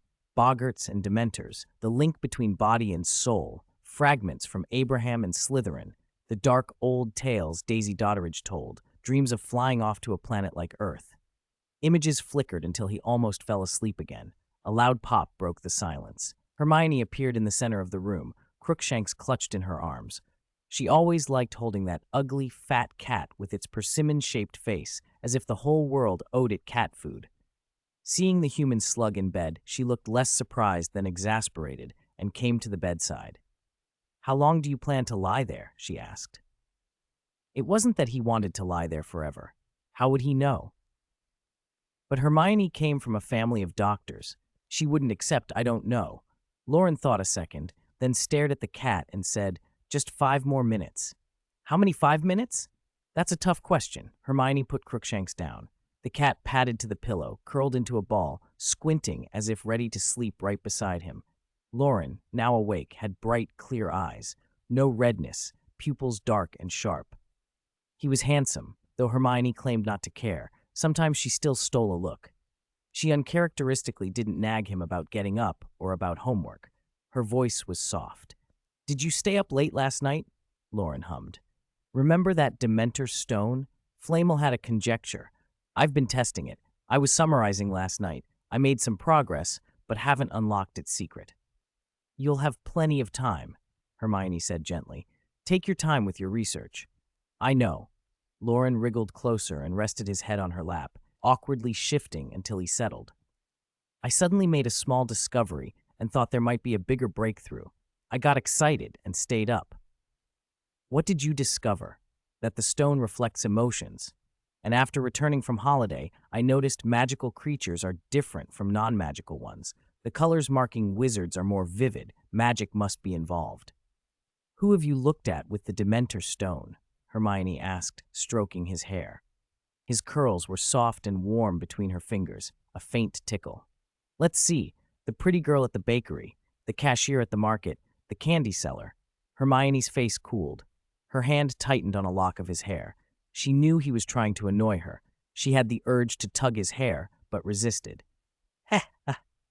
Loren loved pushing her buttons. He freed his hair from her grip and tried to rest his head on her lap again, squirming until he found a comfortable angle. "Why did you stop counting?" she teased, pinching his earlobe. Her hands were restless, pinching, poking his nose, prodding his cheek. Loren wrapped his arms around her waist and buried his face in her abdomen to escape the torment. Her short-sleeved shirt smelled faintly sweet. He breathed it in and exhaled slowly. "Don't move." Hermione's voice trembled. She sat sideways on the bed, a little stiff, her long, pale fingers on the sides of his head. With both hands, she pushed him away slowly and firmly. "Or I'll pull your hair." Loren didn't struggle, only protested. "It's not fair. You'd rather hug Crookshanks than me?" "Meow?" Crookshanks heard his name and blinked, then yawned, unimpressed. Hermione collected herself, ignoring cat and man. "No answer? Feeling guilty?" "Shut up. Get up and wash." 5 more minutes lying down. "You've been lying down for more than 10 5-minute intervals. Are you getting up or not?" Loren glanced at the sun, which was about to reach his back, and got up. He was usually carefree, but he knew how to read the room. Besides, it had been almost 5 minutes. Rising now was keeping his word. He washed his face and brushed his teeth, then checked his reflection. He looked like someone who defied authority while still keeping to his own rules. Precisely 5 minutes later, he returned. Hermione was cuddling and teasing the cat. For some reason, Crookshanks smelled better than the boyfriend. She muttered while the cat yawned disdainfully, "Don't bother me. I'm sleeping." Annoyed, Loren stepped forward, swept Helen into his arms, and pushed her down on the bed. Hermione was both annoyed and amused. She let him do as he pleased. He hugged her waist, hands firm but not painful, warm and familiar. He buried his face in the crook of her neck and inhaled, a gesture that always made her heart flutter. He grew restless and began kissing her along the neck toward the collarbone and throat. The warm, damp heat made her flush. Hermione tried to resist, twisted a little, and found that only invited him to be more insistent. She relaxed and began to return his kisses. Because they'd just washed, the kisses carried a faint minty toothpaste tang, familiar yet different. Before, his kisses had tasted of oranges. Hermione closed her eyes. She trusted Loren and the deep, reserved love between them. Crookshanks was kicked halfway across the room, his protesting meows ignored. He limped out and shut the door. The embrace lasted an unknown length of time. When it began, it was an instinctive outpouring of affection. When it stopped, it simply did, either by mutual weariness or because they'd kissed themselves silent. Loren held Hermione close, content. She smelled better than the cat. The sunshine was splendid. Hermione tightened her hold and then, unexpectedly, tugged his sleeve. Her voice suddenly small. "You're poking me." Loren shifted back. "Sorry, my wand wasn't put away properly." It was early morning on the last day of July. Harry came out of the washroom, blinking sleep from his eyes. He had his yellowed sneakers on and wore a black, checked shirt he'd bought the year before. Faded and a little bluish from too many washes, 2 buttons missing. On the carpet beside his bed, a small mountain of packages waited, birthday gifts from his friends. Hedwig perched on top of the pile. Harry brightened, rubbed the corner of his eye, and walked over. "Good morning, Hedwig." The owl tilted her head and hooted. Hedwig was a mature, snowy owl now, mostly pure white with a few dark feathers. She looked, when curled into herself, like a soft, fluffy ball you wanted to stroke. Her dark eyes were still clear and bright, the same as when he had first seen her. Harry set out a scrap of dry, tough white rat jerky on the carpet and watched her pick at it with a smile. Hedwig had never been only a pet to him. She had been a constant companion. Whether at Hogwarts or back on Privet Drive, she'd been with him. She'd even stayed with him in the cupboard under the stairs. The year he ran away, she'd been on the night bus with him, and she'd come with him to the Leaky Cauldron. When he could, he fed her proper owl food and special nuts. When he couldn't, he shared what he had, jerky, breadcrumbs, and Hedwig never complained. If the food was truly awful, Hagrid's rock cakes, for example, Hedwig would hunt for herself. Sometimes Harry wondered whether Hedwig stayed with him because she wanted to, or because she'd been trained to. Did she see him as a companion or as an owner to obey? He glanced at her picking at the jerky and with a small, private certainty decided she considered him a friend. He picked up the topmost parcel and began to tear away the brown paper, idly wondering, now that she was an adult, if Hedwig needed a mate, perhaps another snowy owl. He caught himself and, seeing Hedwig's suspicious little look, forced his attention back to the presents. At boarding school, your social circle was small, and your birthday gifts came from classmates, sweets and books, stationery and Quidditch toys, the odd prank item. One package bore a Weasley's Wizard Wheezes label over what otherwise looked exactly like Bertie Bott's every flavor beans. Harry peeled off the label and set them aside to give to someone else later. As he unwrapped and sorted each gift, piling the cards next to them, the care of his friends warmed him. He found himself slowing down on purpose, savoring the moment. Then he held up 2 books at once and went quiet. One was from Loren, The Origins and Development of Legilimency. The other was from Hermione, The Application and Practice of Legilimency. They were clearly part of the same series. Was this deliberate, thoughtful, or just a coincidence? He put them on his bedside table, promising himself he'd read them that night. The rest of the gifts were much the same as usual. He tucked most of them into the compartments of his trunk, snacks in one, oddments in another, and separated the Weasley-labeled beans into their own pocket. When he'd stowed the last bag of nougat, he realized Ginny's gift was missing. He glanced around at the remaining brown paper and empty spots and wondered if Ginny planned to give it to him in person when term started. He scratched his head and tried not to picture anything dramatic. The little courtyard by the edge of the Forbidden Forest felt livelier than the castle during the holidays. Even before he reached Hagrid's hut, he could hear birds chirping in the trees. Walking up the path to the fence, Harry noticed the door to the hut was closed.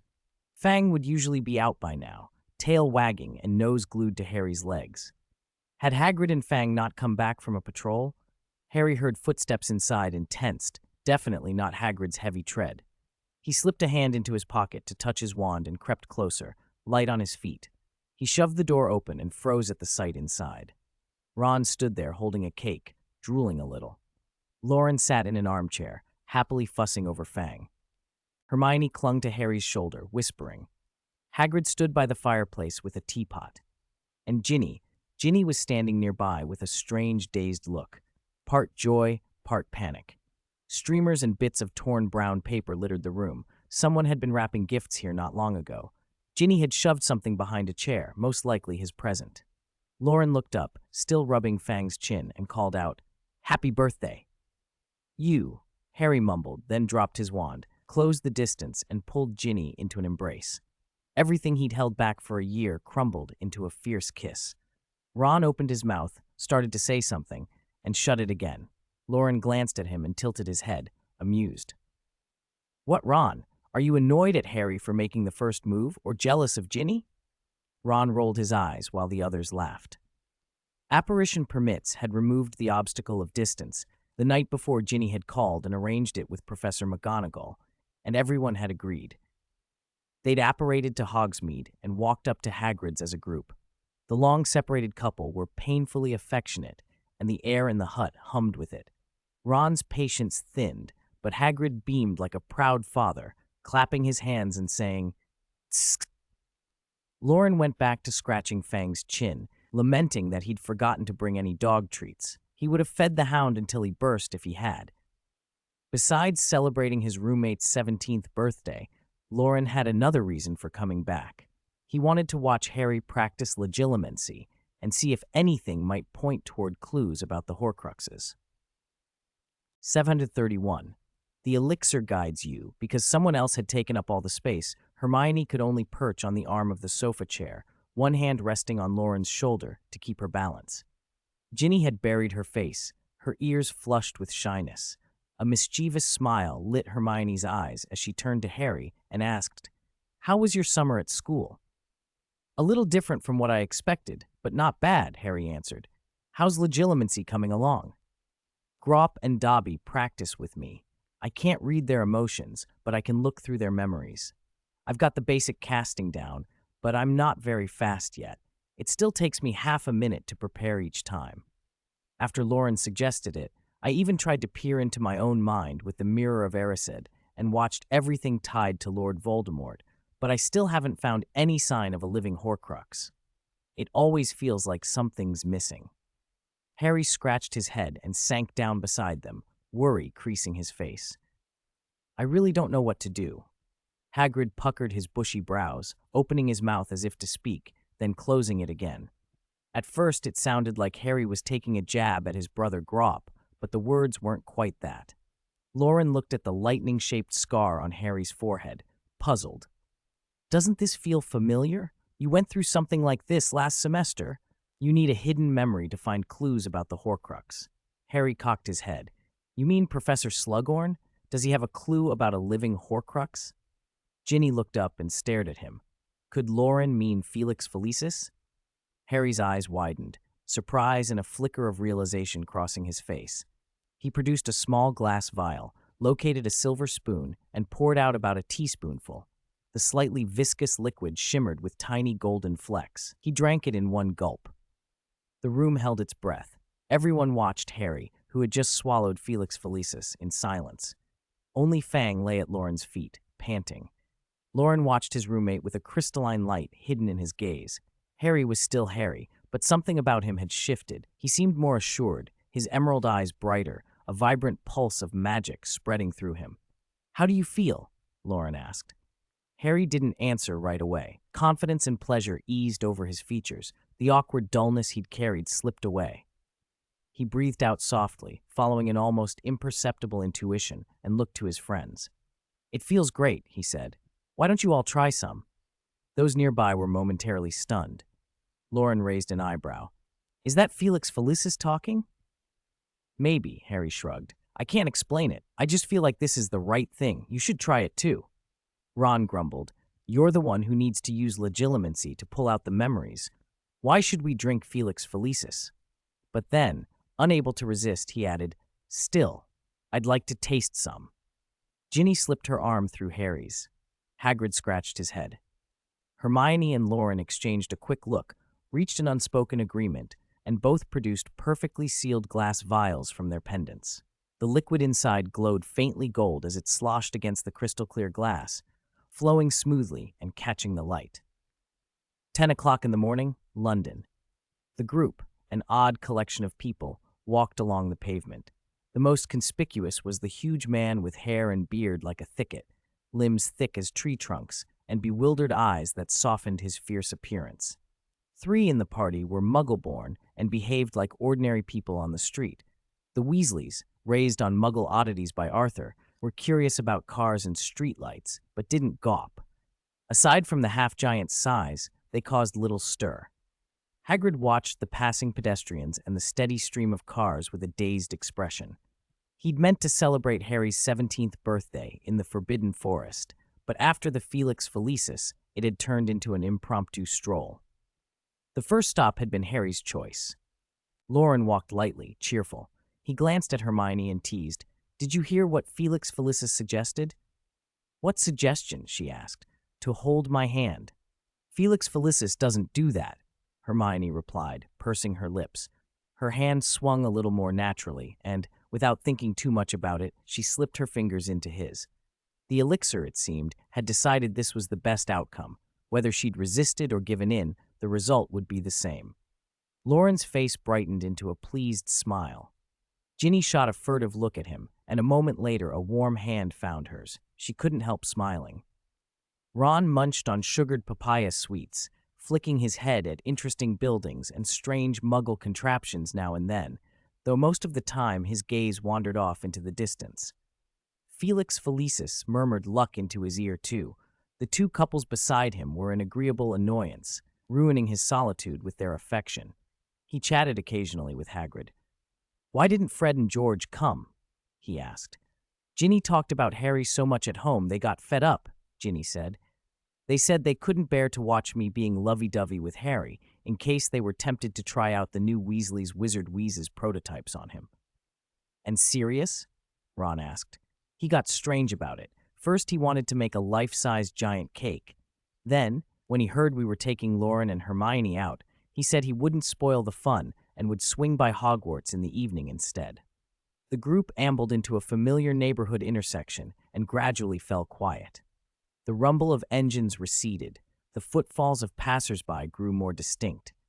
Hydrangeas were in full bloom. The square, sunlit houses of Little Winging gleamed in the morning light. In small front yards, neighbors watered lawns and washed cars. Slick paintwork shone under the hoses. People glanced warily at the unusual party until their eyes settled on the black-haired boy with glasses. The wariness evaporated into surprise. His clothes suited him. He walked with a healthy stride and held an attractive girl on his arm.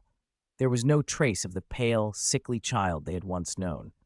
When had the Dursleys' nephew grown so tall? When had the Dursleys themselves begun to change?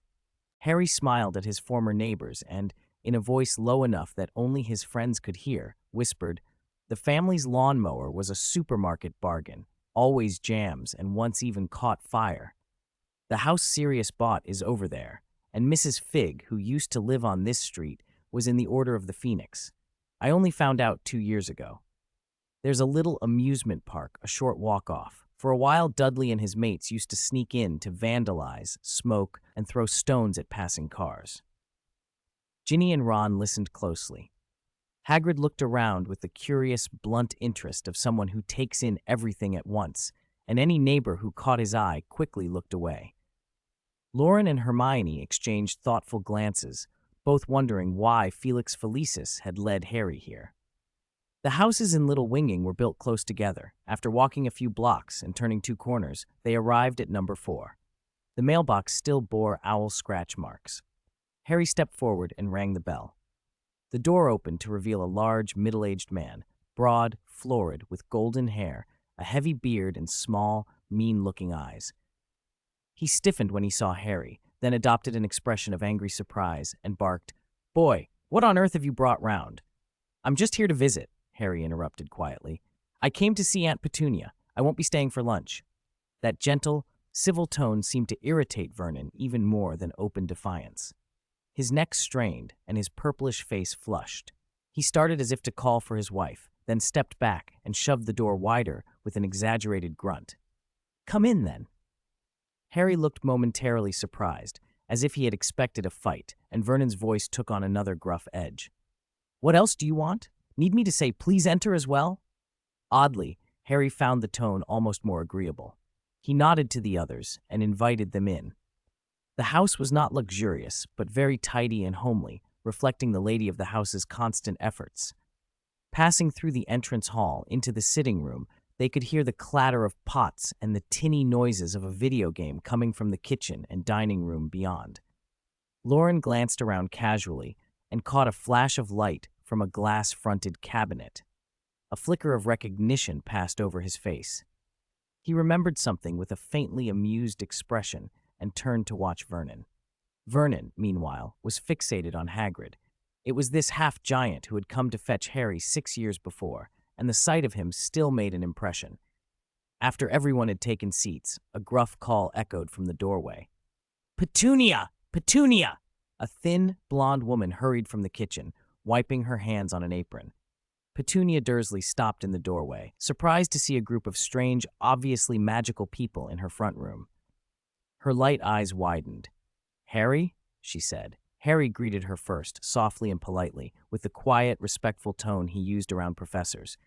Maybe it was the Felix Felicis, or maybe he simply felt calm. Petunia fussed with her apron and looked anxious. "You said you wouldn't be coming back for the summer, Harry, and we couldn't reach you, so we didn't do anything for your birthday." "I didn't celebrate my birthday when I lived here," Harry said easily. Petunia fell silent, folding in on herself. The old hardness in her face was still there, but softened, complicated. Harry found himself slightly bewildered. When had Aunt Petunia started to change? Was it after Sirius had taken a house nearby, or had the change begun earlier? "Will you be coming back at all?" she asked. "I'm not sure yet," he answered. "Voldemort has been defeated, and the wizarding world is trying to get back to normal," he added softly. His composure surprised even him. "But he hasn't been captured. For my safety, and to avoid putting anyone around me in danger, I'll be staying at school for at least part of the summer." Petunia's eyebrows lifted. Harry turned slightly toward the girl beside him. "This is Ginny, my girlfriend."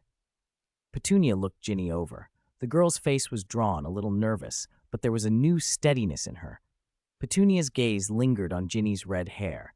A tiny motion of recognition passed across her features, and she inclined her head. The conversation fell into a steady, domestic rhythm, awkward and tentative in places, gentler than Harry had any right to expect. It wasn't forgiveness that erased everything past, nor was it a complete closing off. It was something quieter, small civility and a settling of old, tangled feelings. The family talk lasted 10 minutes. Harry was just rising to leave when a new voice piped up from the hallway. "So you're never coming back?" Dudley stood in the doorway, bigger than ever, fat again after last year's boxing and dieting, almost grotesquely so. He looked like someone who could have bulged to the size of Grop, if not for ordinary human proportions. He had clearly been eavesdropping. The video game sounds from the next room had gone silent a while ago. "What?" Harry asked. "I said, are you never coming back?" Dudley repeated. "I thought you hated me and didn't want me back," Harry said, surprised by the tone of something like awkward care in his cousin's voice. Dudley looked uncomfortable. "You saved my life," he blurted. "You can't say that. Dementors would just suck your soul out," Harry replied lightly. "Still, thanks. And happy birthday." They all stood in an awkward, half-sincere moment. Dudley flushed, extended a hand, and Harry took it. The Dursleys saw their guests to the door with expressions too complicated to read. Outside on the gravel drive, the 3 heavier members of the family crunched after them. Their heavy shoes ground against the stones. As they were about to say their final goodbyes, Loren paused, smiled a little, and called back into the house, addressing Petunia at the doorway. "Mrs. Dursley?" "Yes? There's a potion in the hallway cabinet, isn't there? A wizarding thing." Petunia looked startled and then embarrassed. Loren continued, amusement warming his voice. "If your memory's a bit fuzzy, I'll remind you. That potion is a weight loss draught. It won't have any embarrassing side effects. If you like, give it to the 2 Dursley gentlemen." Petunia stammered. "I understand." About 10 minutes later, a gust of air swirled down an empty little whinging alley. Loren, or rather the luck of Felix Felicis guiding him, had already decided the next destination, Spinner's End. 733, traces left in Spider's Tail.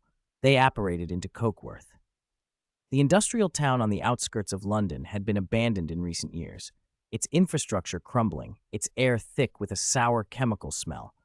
Once home to poor families eking out a living, the place had emptied as young people moved away and the elderly followed. Outside the town, a dirty river gurgled through murky water with no fish, only plastic and other debris drifting by. The banks were choked with gray-green moss, weeds, and piles of rubbish. A grayish-white haze hung in the air, cutting sunlight to a dullness that felt permanent. On a July morning, Loren and the others walked along the deserted road, the place feeling eerie and still. "Spinner's End," Loren said, scanning the street for any route markers. Though he had never been here before, he could find his way precisely. In a deserted Muggle town, the only magical light stood out like a beacon, and Felix Felicis nudged them gently in the right direction. They followed a row of rusting railings into a narrow cobblestone alley, threading through a maze of passages. There was no sound except the distant gurgle of the river fading and the sharper rustle of their footsteps. A row of dilapidated brick houses lined the alley. Most of the panes were broken, some windows boarded over, others gaping dark and empty. At the far end of the street, one house sat as the obvious destination. Loren stopped and read the copper plate by the door, the letters tarnished, barely legible.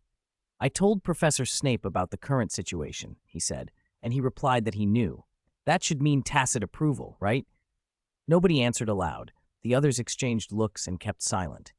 The old black-painted door was ajar. The lock had been forced and hard-soled boot prints scored the threshold.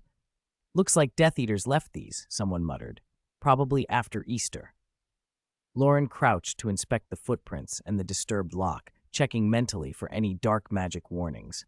"We won't need Alohomora," he said. "If the Ministry ever tries to prosecute us for trespassing, at least we'll have a defense."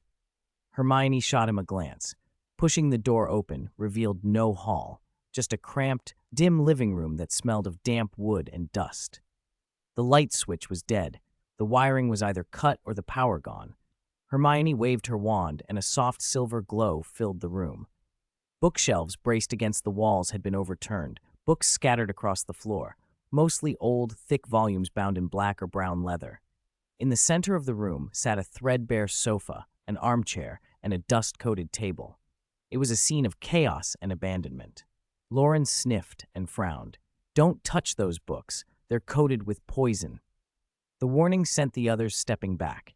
Hermione gripped Loren's sleeve. Her eyes lingered on the ruined books.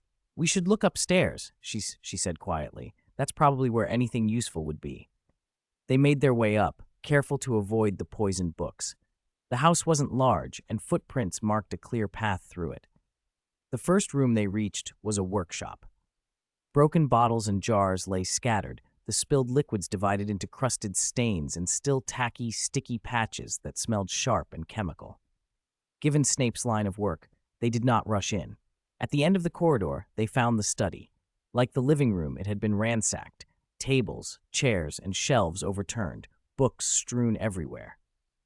These books, though disordered, did not carry the same poisonous coating. Perhaps the raiders had run out of time or materials. Harry made it to the doorway and suddenly gasped, clutching his forehead. "Harry!" Ginny and Hagrid started forward, but Harry waved them back, white with pain. He staggered into the study, pushed aside the messy pile of potion books, and fished out a notebook wrapped in plastic. The ink inside was fresh. The handwriting, though not immaculate, was precise and elegant. The title on the first page chilled them all.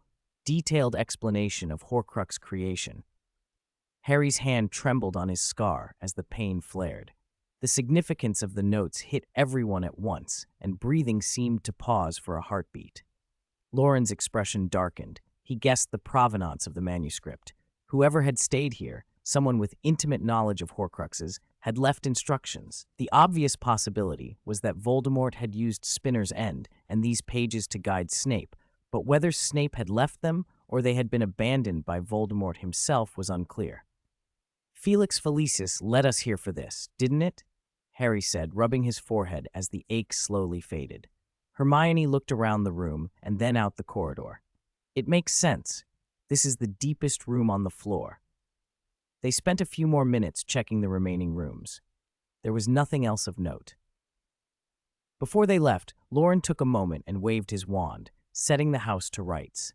A small whirlwind of magic swept through the living room. Pages stirred and dust spiraled into the vortex, which carried the worst of it out the window and toward the river.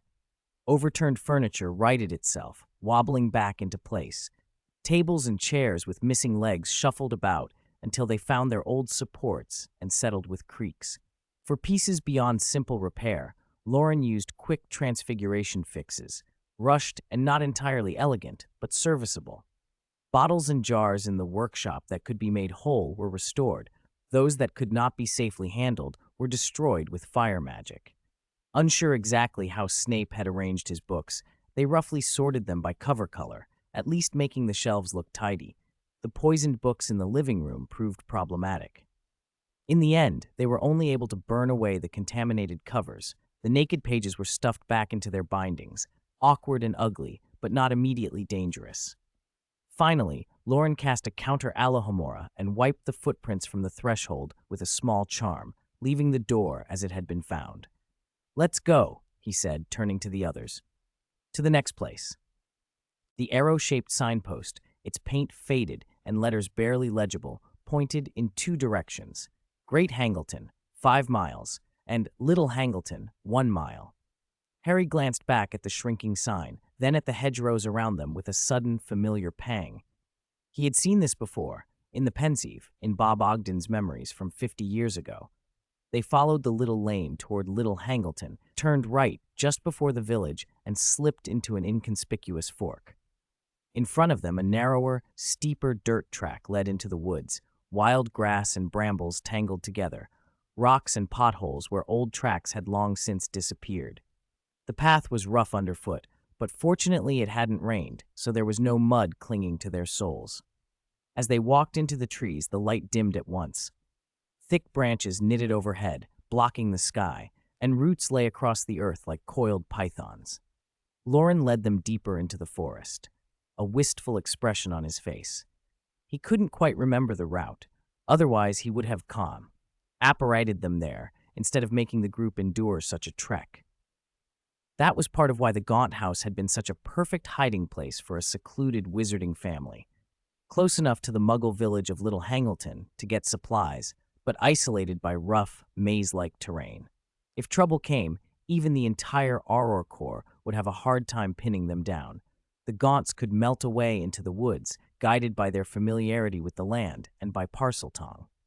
It was a sad irony that a family so ancient and powerful, direct descendants of Slytherin, had destroyed themselves from within.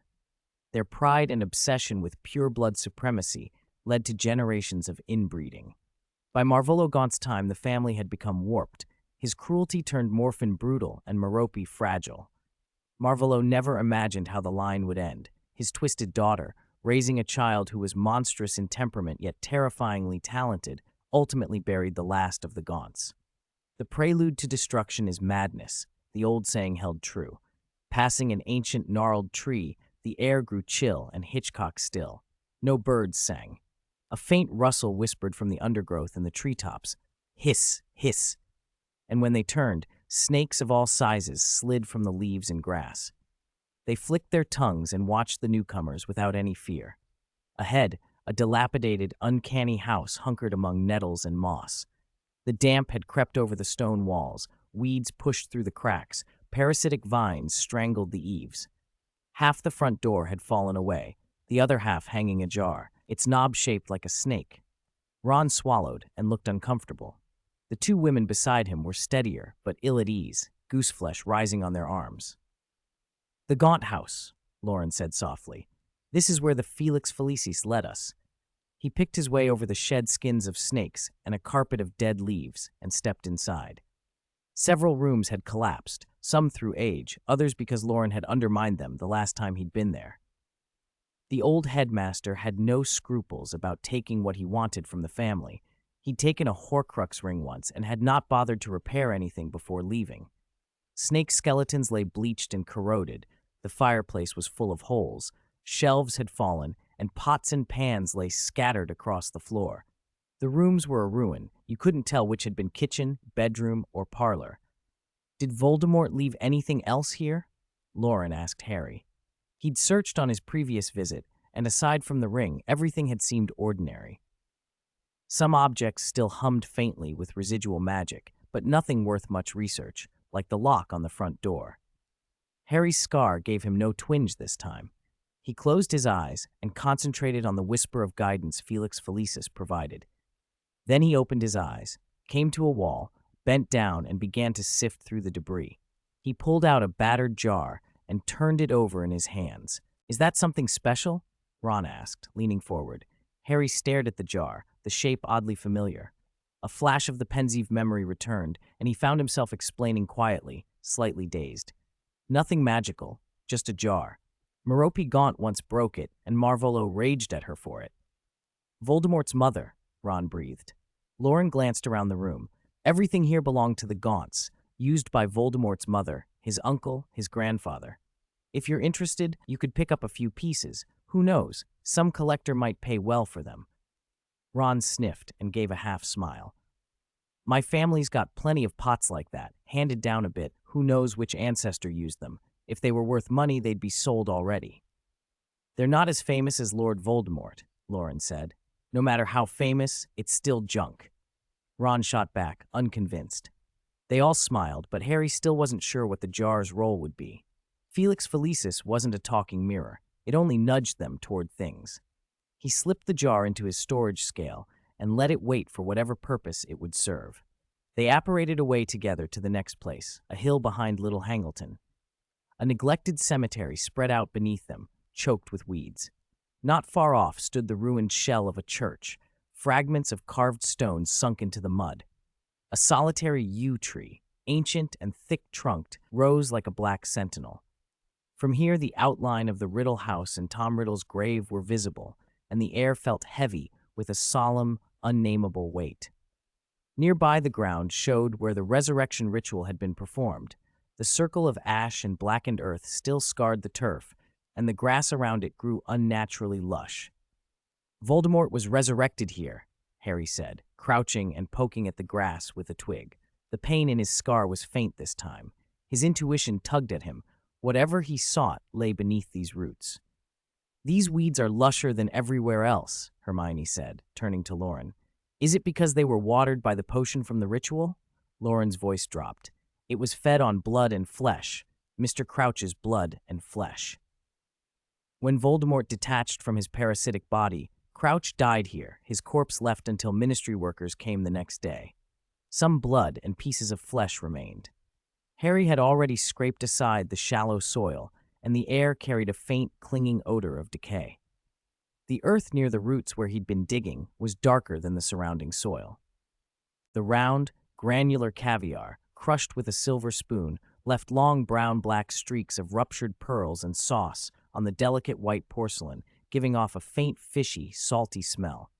Harry, doesn't that look like the soil we brought back from Little Hangleton? Ron whispered, nudging Harry and raising his eyebrows as he pointed at the bleak smear on the plate. The streaks on the porcelain were shockingly vivid. Harry stared at them, swallowing hard. The sight killed his appetite, despite the tableful of dishes. He half regretted choosing to sit beside Ron when they picked their places. Loren, hearing the exchange, smiled and lifted his goblet a little, calling out in a clear voice, Harry. Ah? Happy birthday. Glasses chimed, a bright crystal clash that the violins quickly drowned beneath their rich, measured playing. The restaurant sat on the top floor of a Mayfair hotel in what used to be a century-old building. Underfoot, the wooden floors interlocked. The walls were papered in neat vertical stripes. A vaulted ceiling, nearly 30 feet high, held bronze-inlaid chandeliers.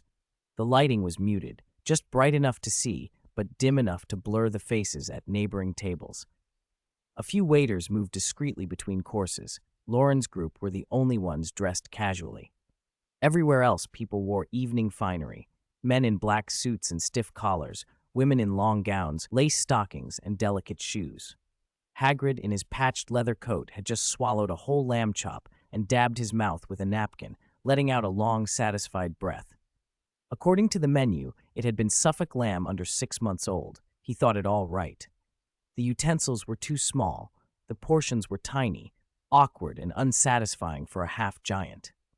Only a few hours earlier, they had been in a dense, snake and insect-infested wood, collecting earth stained with blood and flesh from graves. Now they were sitting in a quiet restaurant, eating warm, carefully plated food. They had meant to have dinner back at school, but the day had taken them to too many places. By the time they left Little Hangleton, it was late, so Loren suggested finding a city restaurant and celebrating Harry's birthday. Ron had been keen on trying a Muggle restaurant, and no one else objected. So here they were, awkwardly accepting Muggle service. A single candle in a holder was the closest light. Its faint flame cast a soft, warm glow over their table. The Daily Prophet ran something about Crouch, Hermione said softly, spooning a little apple puree into her mouth and letting the cream dissolve before she continued. About the messy division of his estate. Crouch has no direct heirs, but there are distant relatives quarreling over it. The goblins at Gringotts say they won't deal with any of them. If no one produces legal claims within 50 years, the vault's contents become Gringotts' property. Very goblin of them, Loren replied casually, focusing on a serving of alpine milk-flavored pumpkin pudding. Gringotts. Stop. Gringotts needs reform, legal oversight. If you want to argue this with me, I suggest waiting until I'm asleep, Hermione cut in. Hermione pursed her lips. Crouch was buried by the stream outside the Gaunt family home. If that soil, the stuff stained with blood and flesh, has some use, we could... Loren fed her a spoonful of pudding, a small smile tugging at his mouth. She had been so proper once, never willing to sneak out at night. Now she was proposing they dig up graves over dinner.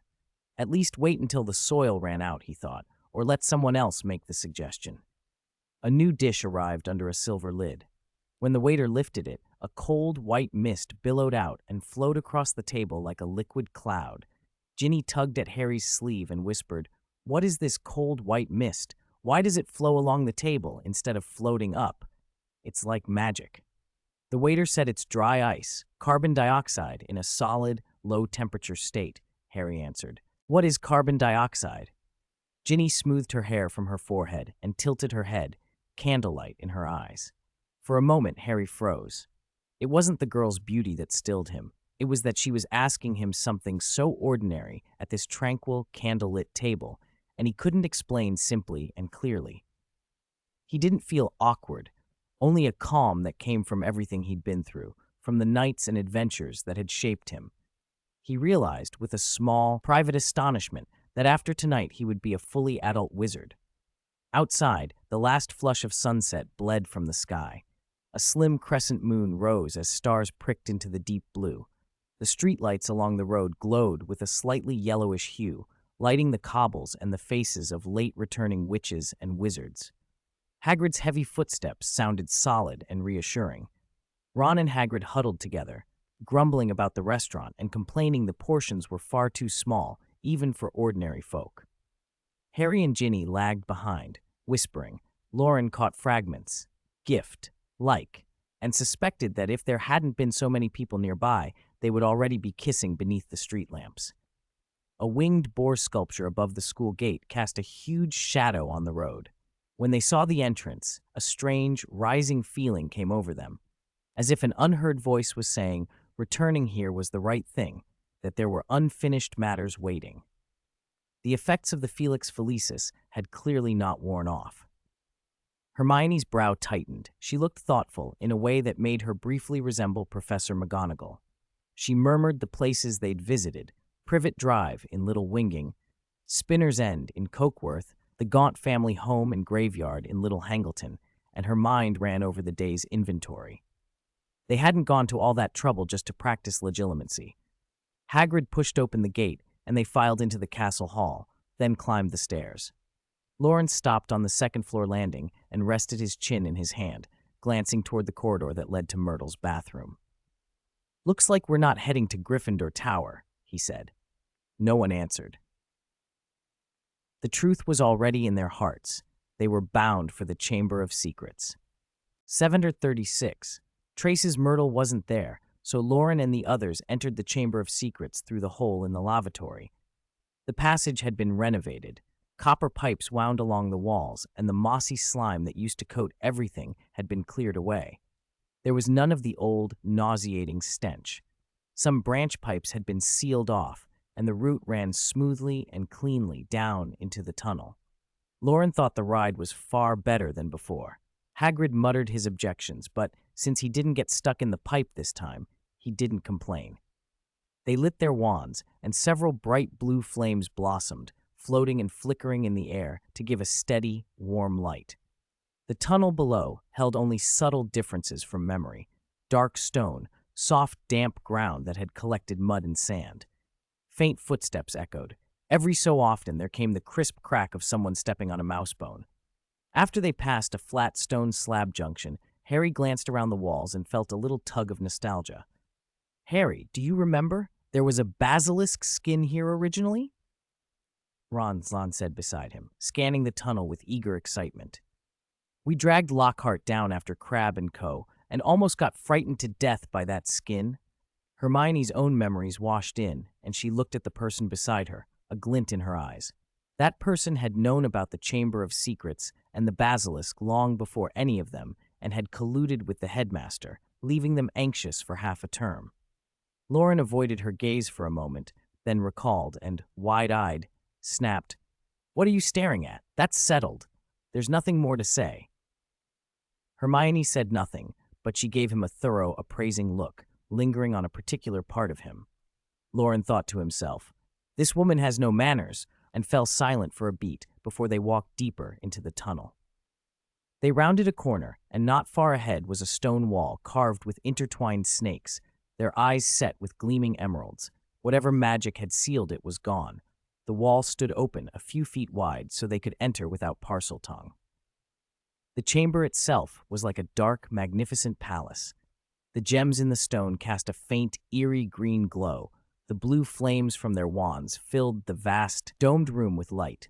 Straight stone pillars flanked the archway, guarding a statue at the chamber's far end. The statue of Salazar Slytherin watched forward in quiet, ancient watchfulness. His face was gaunt, warped by dark arts, his expression sharp and disdainful, but his gaze did not rest on the intruders. It seemed to peer through layers of reality beyond the room into some unknowable void.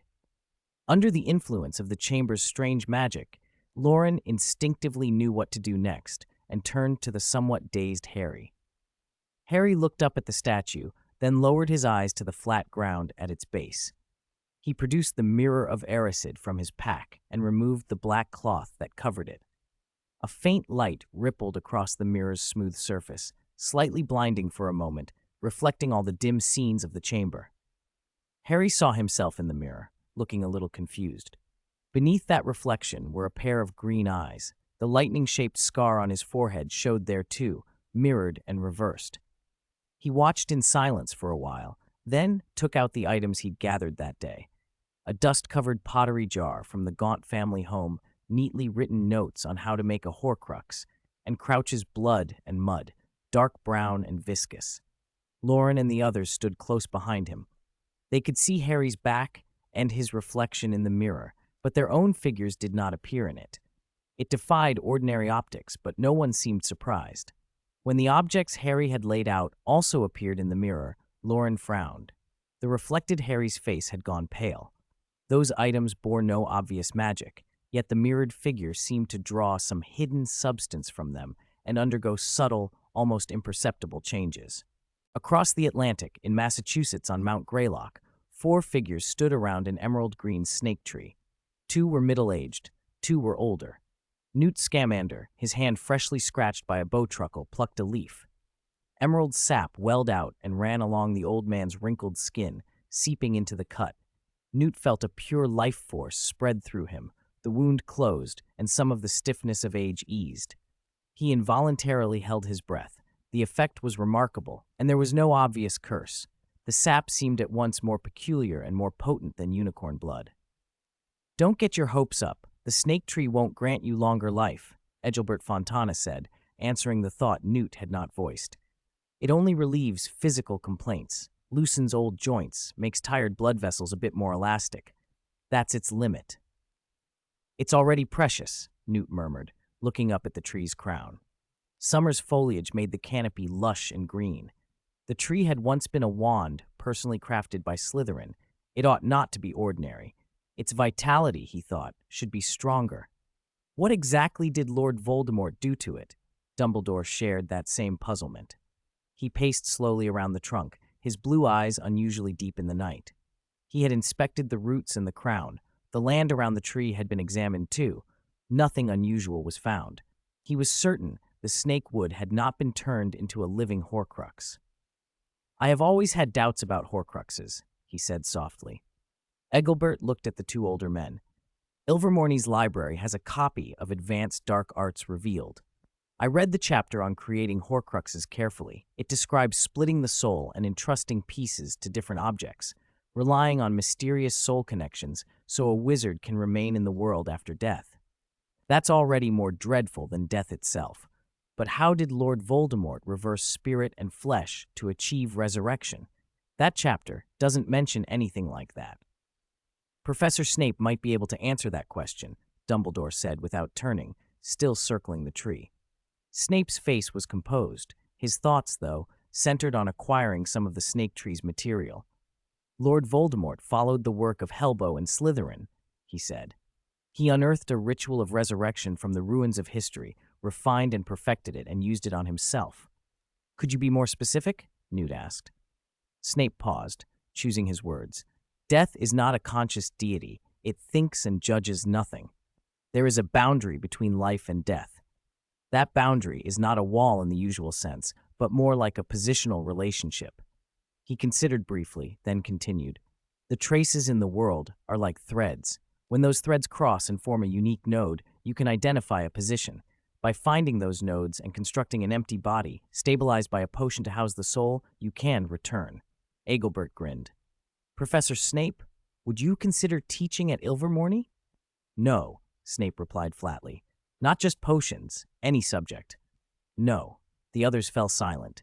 Dumbledore looked up through the snake tree's canopy, starlight filtering down, and quietly repeated, Traces are threads, intertwining to determine position. In the dim, echoing chamber of secrets, the boy in the mirror is at once Harry and not Harry. Black hair, green eyes, a pale face that slowly, imperceptibly at first, then with brutal clarity, shifts. When the change passes some invisible threshold, the familiar features become alien. The face that now looks back at him is pale and scarred. The man's expression is cool, indifferent, and there is a faint smile on his lips. It is an almost courteous smile, but it chills Harry through and through. Harry stands very still. The chamber feels as if it is holding its breath. His right hand hangs at his side. The little finger tugs inward on its own. A test. The man in the mirror does not mirror the movement. He simply watches Harry with narrowed green eyes, vertical pupils like a snake spotting prey, and his lips form a single soft word, fool. The mirror cannot make a sound, but Harry hears it as if it's inside his own head. He has heard that voice before, more times than he has ever been comfortable admitting. Memories rise like a tide and drown out everything else.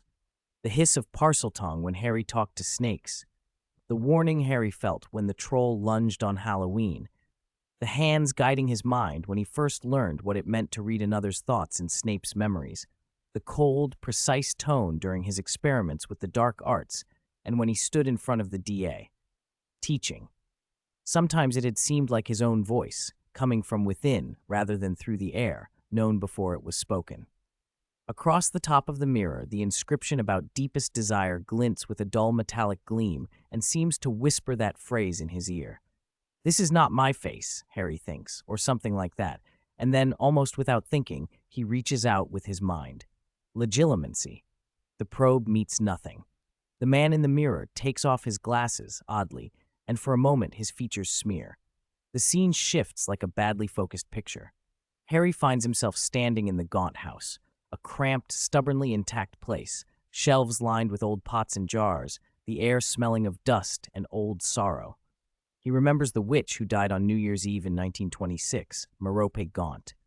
In the next room, Morphin lies unconscious, his mind stuffed with memories that are not his, memories of murdering the Riddle family. Who put them there?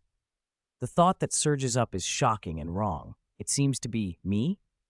Before he can make sense of it, the mirror flips again. Knock, knock, knock. The sound is urgent, impatient. A manor stands in the dark. A dark-skinned witch beside him grips her wand. A middle-aged man opens the door and a red light flashes. Barty Crouch? Two Death Eaters? Confusion crowns itself with a new image, and he's elsewhere. Now he is in the study at Spinner's End, old oil on the walls and the feel of a room that has kept secrets too long. Light falls in, yet the face of the other wizard remains blurred. The words are clear, though, and slide into Harry's mind with an awful intimacy. The process of creating a Horcrux is to split your soul through murder and remove a piece of it, sealing that fragment into an object. Even if the body is destroyed, part of the soul remains in the world. The sentences are not academic. They carry taste and experience. The sensation of a destroyed body is not pleasant, Severus. Harry narrows his eyes until the blurred face comes into focus. The man speaking is instructing this room's Severus Snape. The voice explains the necessity of deliberate, unrepentant murder, how that rupture is anchored with spells into an object, how shameless intent is the engine of the whole wickedness. Harry's lips move. He is whispering along with it. Loren and Hermione have stepped up to the side of the mirror. Their reflections show them watching a pale, noseless face with snake-like pupils, the resurrected Lord Voldemort, instead of Harry. The mirror is no longer giving them a harmless wish. It is reflecting something like a truth, a thread of memory or soul that should not be there. Loren, Hermione breathes, voice thinned to a thread. She studies the surface with a tight, serious face, then glances back at the three of them, eyes asking the practical question out loud. What do we do? Loren is thinking. If the point of their hunt today is to follow traces of Voldemort, and their first stop was to Little Whinging to search traces of Harry, then he feels a thread to pull. No one among them is better at deciphering memory-crafted illusions than he is. He watches Harry standing as if elsewhere, pupils wide, muttering phrases about Horcruxes and the name Severus. A voice calls from the blurred memory, small, annoying, adolescent. Dudley. Harry recognizes the syllables before he wants to. Recognizing them irritates him. The shouting comes closer, as if the door will burst open. His hand tightens on an imagined wand. Fury lights a single stupid desire, to end this offensive boy with Avada Kedavra. Avada. He breathes the beginning of the curse. Reality slips, and he snaps into a tidy, painfully ordinary living room. Everything is familiar down to the rugs and the tiles. An overly fat man, Dudley, stands before him with an expression too small for his face. Harry, thank you for saving my life. Then another clumsy sentence. Oh, and Harry, happy birthday. Harry stops. The memory folds over itself, and a new sound cuts through, the crisp report of breaking glass. He hears it as if close by, and the spread of cracks is almost beautiful, thin, jagged lines crawling through light. The boy who lived came back to himself slowly. His pale cheeks flushed as if after hard exercise, and the sinister air that had clung to him was completely gone. The changes were small, but somehow he looked far more ordinary and less unsettling. Harry's eyes were still a little unfocused. When he opened them, he realized he was leaning back, Hagrid's huge hand warm and steady against his spine. To his right stood Loren with a slender wand in hand, and Hermione frowning beside him. Ginny and Ron were on his left, each holding an arm and clutching his sleeve, worry written across their faces. When Harry's gaze cleared and his sight steadied, everyone let out a quiet breath. Loren waved his hand once in front of Harry's face. Do you remember who you are? Harry's mind was rebooting. Voldemort's fragment of soul, heavy with memories, had hit him harder than anything he'd felt before. As his eyes fixed on the inscription on the mirror of Erised, a thread of those memories tugged loose and vague impressions began to surface. He stared at the figure in the glass for a long moment. I think I saw Voldemort's memories. Ginny's grip tightened. Any clues about the living Horcrux? Hermione leaned forward to examine the mirror. To an outside observer, the scene it showed looked ordinary. Not yet, Harry said, shaking his head. The muscles near his scar twitched. The area felt warm and itchy. I want to try again. Loren watched the scar thoughtfully. The magic there was faint but active, like a moth trapped against skin fluttering. Are you sure? No, but I won't get lost this time. Harry pushed himself upright, drew his wand again, and looked into the mirror.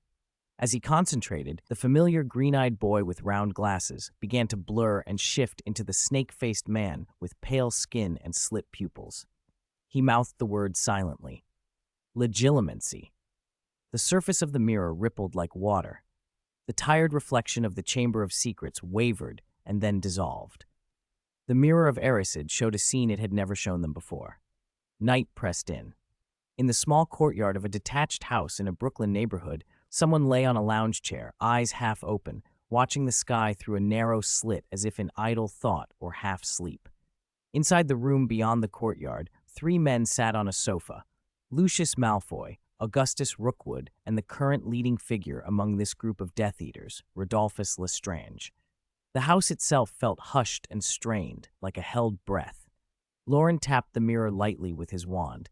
The sound that issued from the glass was faint. The mirror did not summon or create sound so much as stabilize the impressions Harry was pulling, make them audible. In the image, Death Eaters occasionally knocked and whispered a report, careful not to disturb the Dark Lord as he recuperated. On Easter night, the traitorous Snape, working with Dumbledore, had struck the Dark Lord down. Voldemort's injuries were worse than anyone had thought. Flames had burned flesh, and a lingering curse resisted healing spells and potions. He could only remove its hold slowly and painfully. Since then, the Death Eaters had been in hiding, waiting for him to mend. The fact that even Voldemort could be wounded so grievously had sown doubts. When some of their number passed through Albania, they were found by the Dark Lord and fed to snakes, devoured in front of the others until their flesh was gone and the screams stopped any further wavering. Those who remained in this house were resolute or coldly sensible. "We used Muggle routes to get into this country," Lucius hissed, looking from one man to the other. "The American Magical Congress won't notice us. Dumbledore's already at Ilvermorny. He'll find things out by other means. There's no sign yet, but we can't wait for them to come knocking. The Master isn't healed. We must act." "Act how?" Rodolphus asked without expression. "Not yet. There's nothing to suggest a plan," Lucius said calmly. "But we should be ready. Discuss contingencies." He glanced offhandedly. "Where's Bellatrix? I haven't seen her in months." Rookwood's eyes shifted slightly. He looked away and remained silent. "She's on another assignment. Confidential." Harry could feel the thread of the memory, but the voices at that distance offered only fragments. Ron leaned forward, voice low, though no one here could be heard by the people in the glass. "Do you know where they are?" Harry shook his head. No. Loren and the others weren't surprised.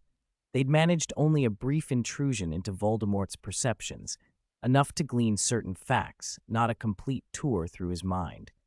Even with a channel opened by the items they'd used earlier, Harry dared not push too far into a mind that had been trained in legilimency and occlumency. They'd already learned something useful. Bellatrix was on a secret mission. Hermione squinted at the reflected room, searching for any readable text, any distinctive architectural detail, or the shape of the building beyond the courtyard that might give them an address. "What about the Horcrux, the living Horcrux?" Ron kept asking. Harry looked helpless. Loren tapped his arm and, under his breath, murmured, "You don't have to pry into Voldemort's memories to find that. The other Horcruxes are gone. You need only reach the soul fragment remaining inside you." He pointed at Harry's scar, then at the mirror. Harry understood. He banished the Death Eater scene and met his own eyes in the mirror. He tried again, channeling his legilimency inward as if the soul fragment inside him might answer. The glass darkened, then turned to a shifting silver fog. The image dissolved into an even deeper black, darker than the chamber had been. No outlines, no shapes, only an absolute night. "Is the mirror broken?" Ron whispered. "Or did your legilimency fail?" "It feels like it worked," Harry said, blinking. They exchanged looks. Then, from the darkness in the mirror, a sound came, muffled as if behind thick walls, slightly distorted, but the tones were clear enough. 2 of the voices were familiar. One was Dumbledore's, and the other was Snape's. Hampstead, on the outskirts of London. A faint tremor in the air broke the house's quiet. Bates, who had gone to bed early but couldn't sleep, sat up and went to his bedroom door, pressing his ear against it to listen. If decades of life had given Bates any advantage, it was his still sharp hearing despite his age. The detached house was dark and still. All the lights and appliances had been turned off. The old solid wood floors, the ones the previous owner had left, were a little creaky. In the silence, the footsteps of the boy who would be 17 in a few days were especially audible as he crossed the hall. Bates held his breath, eyes mixing relief with a touch of disappointment. No all-night outing meant the young couple hadn't been up to anything excessive. Only Loren's footsteps, no sign that Hermione had stayed over. Bates heard the stairs creak, the refrigerator door open and close, and the faint clatter of kitchenware. The gurgle of boiling water told him the boy was preparing a late-night snack. A faint light came into the old man's cloudy eyes. He hesitated. Eating late would interfere with sleep, upset digestion, affect blood sugar and blood pressure. He'd already brushed his teeth. All sensible reasons to go back to bed. But the thought of that boy's cooking weakened his resolve. After a moment's struggle, he made his choice. He twisted the knob, opened the bedroom door, and padded down to the kitchen. The hallway and dining room were dark, only the kitchen door glowed white. Although it was closed, the salty, spicy aroma of meat sauce was strong, and the sound of boiling water had dimmed. No doubt, meat sauce noodles for a late snack. Loren had adapted a spaghetti and meat sauce recipe. He disliked supermarket pasta, so on holiday he'd make his own noodles from fermented kneaded dough, sometimes as thin as shoelaces, sometimes almost belt-wide. The meat sauce was his own blend, pork with beef or lamb, salty and spicy. Thinking of those noodles made Bates's mouth water. "Loren, cook me a portion too," he called, clearing his throat. The metal hinge protested as the kitchen door opened a crack. Bates lowered his gaze and saw a strange gray-green head peeking out. Slightly gaunt, as if underdeveloped, with bat-like ears at the sides of his head, eyes bulging a little too large, and a flat, elongated nose. Only his small mouth looked almost ordinary. Bates stared at the creature and blinked. Chang blinked back. For a moment, neither spoke. Half an hour later, they sat at the dining table. The scallion oil and sauce had stained the noodles a warm brown. Bates twirled the last strand of noodle on his fork, coating it carefully in the remaining meat sauce, slurped it down, and sighed in sincere satisfaction, feeling comforted all the way through. He rubbed his slightly rounded belly and looked across at Loren. "So," Bates said slowly, "the living Horcrux is a key clue, and it connects to Lord Voldemort, the fugitive wizard. You and your students found it, and it's hidden in a magic school in Massachusetts. You passed the clue to Headmaster Dumbledore while he was on business at Ilvermorny, right?" Loren considered for a moment, then nodded. He had confirmed the Mirror of Erised's images, contacted Headmaster Dumbledore on Mount Greylock through the communicator, and learned that Dumbledore and Professor Snape were indeed investigating the Serpent Tree area. The other voices were Newt Scamander and Egilbert Fontana of Ilvermorny. Harry's vision, the mirror's depiction, and Dumbledore's on-site inspection all pointed to the living Horcrux being close to the Serpent Trees. Dumbledore had taken over the matter and arranged the follow-up. An investigation was expected to begin soon. Bates summarized it back, and though his recap skipped details, it was essentially correct. He continued, "And you and Hermione have agreed to go to that school tomorrow to help apprehend Voldemort." Loren nodded again. With Voldemort's location narrowed down, the temporary safety alert on his family was lifted. Both he and Hermione, curious and eager, had decided to go see the clue in person. Dumbledore approved. "I have one more question," Bates said, turning his attention to the house elf who was still devouring his noodles. "What does this have to do with Mr. Chang?" Chang looked up, about to answer, but a bite of spicy meat sauce caught him in the throat. He tried to stifle a cough out of discipline, his gray-green face flushed as he held it in. Loren tapped the back of his neck with a fingertip and sent a small, soothing stitch of magic through him. Chang relaxed, saved from nearly becoming the first house elf in history to choke at the Morgan household. "2 reasons," Loren said. "First, one of the main criminals in that group is still at large. I worry she might target you or Hermione's parents. I want Chang to stay here, so if anything happens, he can immediately call the Order of the Phoenix and notify Hermione and me. Second, Chang needs to learn more about Muggle life for his research. Here he can see lots of things and get a better idea of how we live." Bates, who had already sized Chang up, shifted his gaze back to the boy. "How are you and Hermione getting to the United States?" "The wizard way," Loren replied. "Smuggling?" Bates said, arching an eyebrow. Loren hesitated. He couldn't really deny it, and then added, "I'll contact Hunter to arrange 2 plane tickets for you. Go the proper way. It'll avoid a lot of unnecessary trouble." "It's so late," Bates said, sounding reluctant, but remembering his finances and how much trouble a clandestine crossing could bring, he accepted the offer. "Headmaster Dumbledore said he'd get someone from Ilvermorny to pick you up. I'll just tell Hunter to go to the airport." "Are your students going with you? Do you need more tickets?" Bates asked. "No, Harry's itinerary should be arranged by Professor McGonagall. Ron and the others probably can't convince their parents to let them go." "A couple's trip, then," Bates said with a wink. He nodded, then suddenly remembered something else. "Are you celebrating your birthday there?" "Probably," Loren said. "Don't bully Hermione on your birthday," Bates warned. Loren looked puzzled. Early morning, the sky was still dim. The city slept, but the airport terminal glowed under bright lights.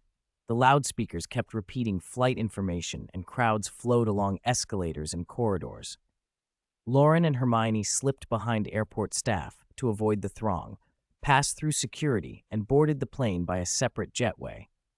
Because of the rush, there had been no direct flight arranged to Massachusetts.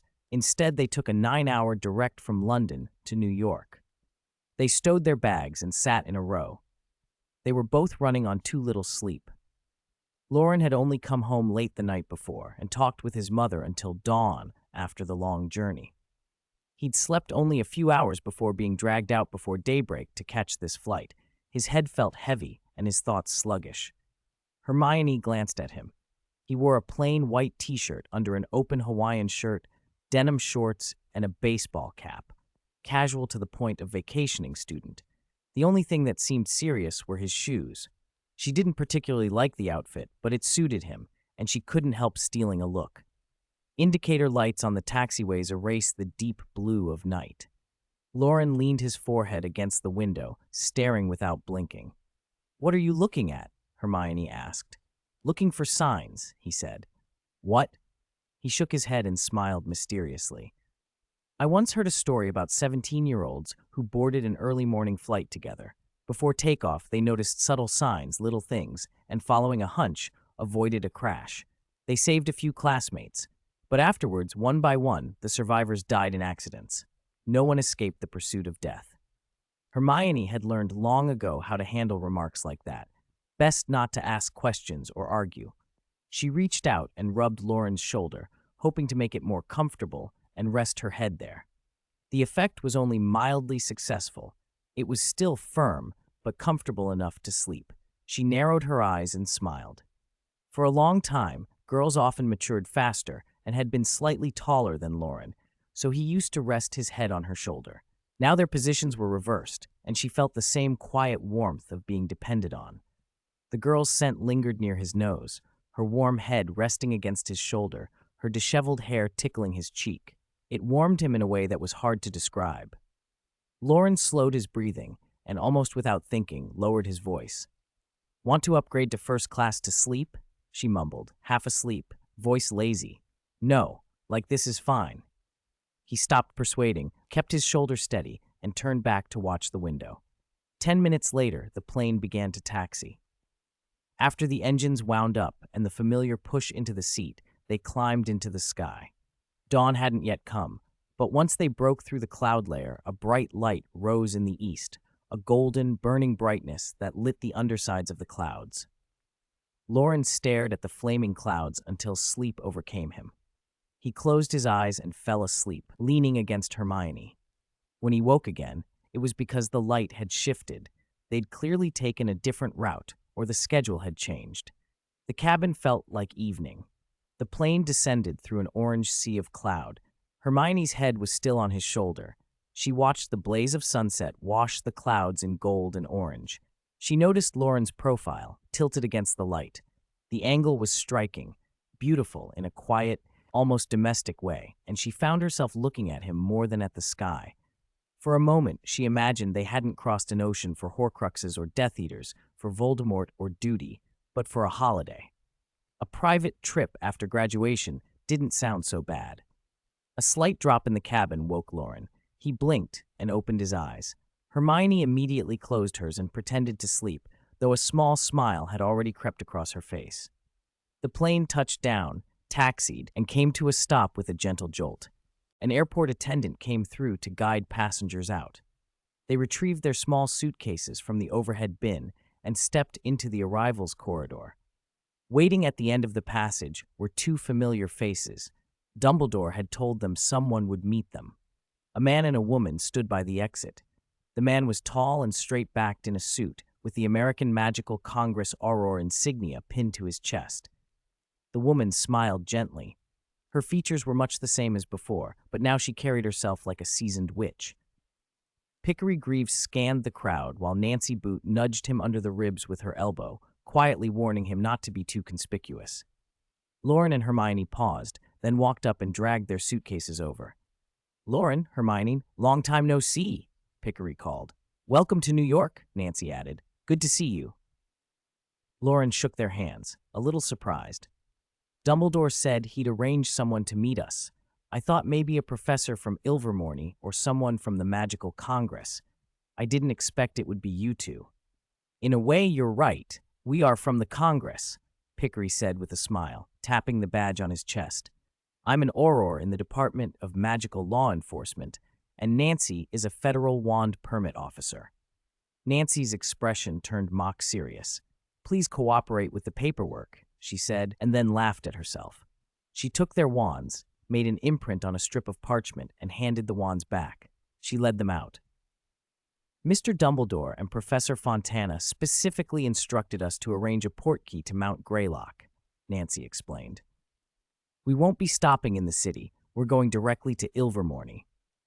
Hermione and Nancy found each other's company easily. They fell into quiet conversation about ministry and congressional affairs, comparing notes and updates. The two boys fell into step a little apart, talking about the sudden events that had begun the night before. "The Congress got very busy as soon as the news came in," Pickery said.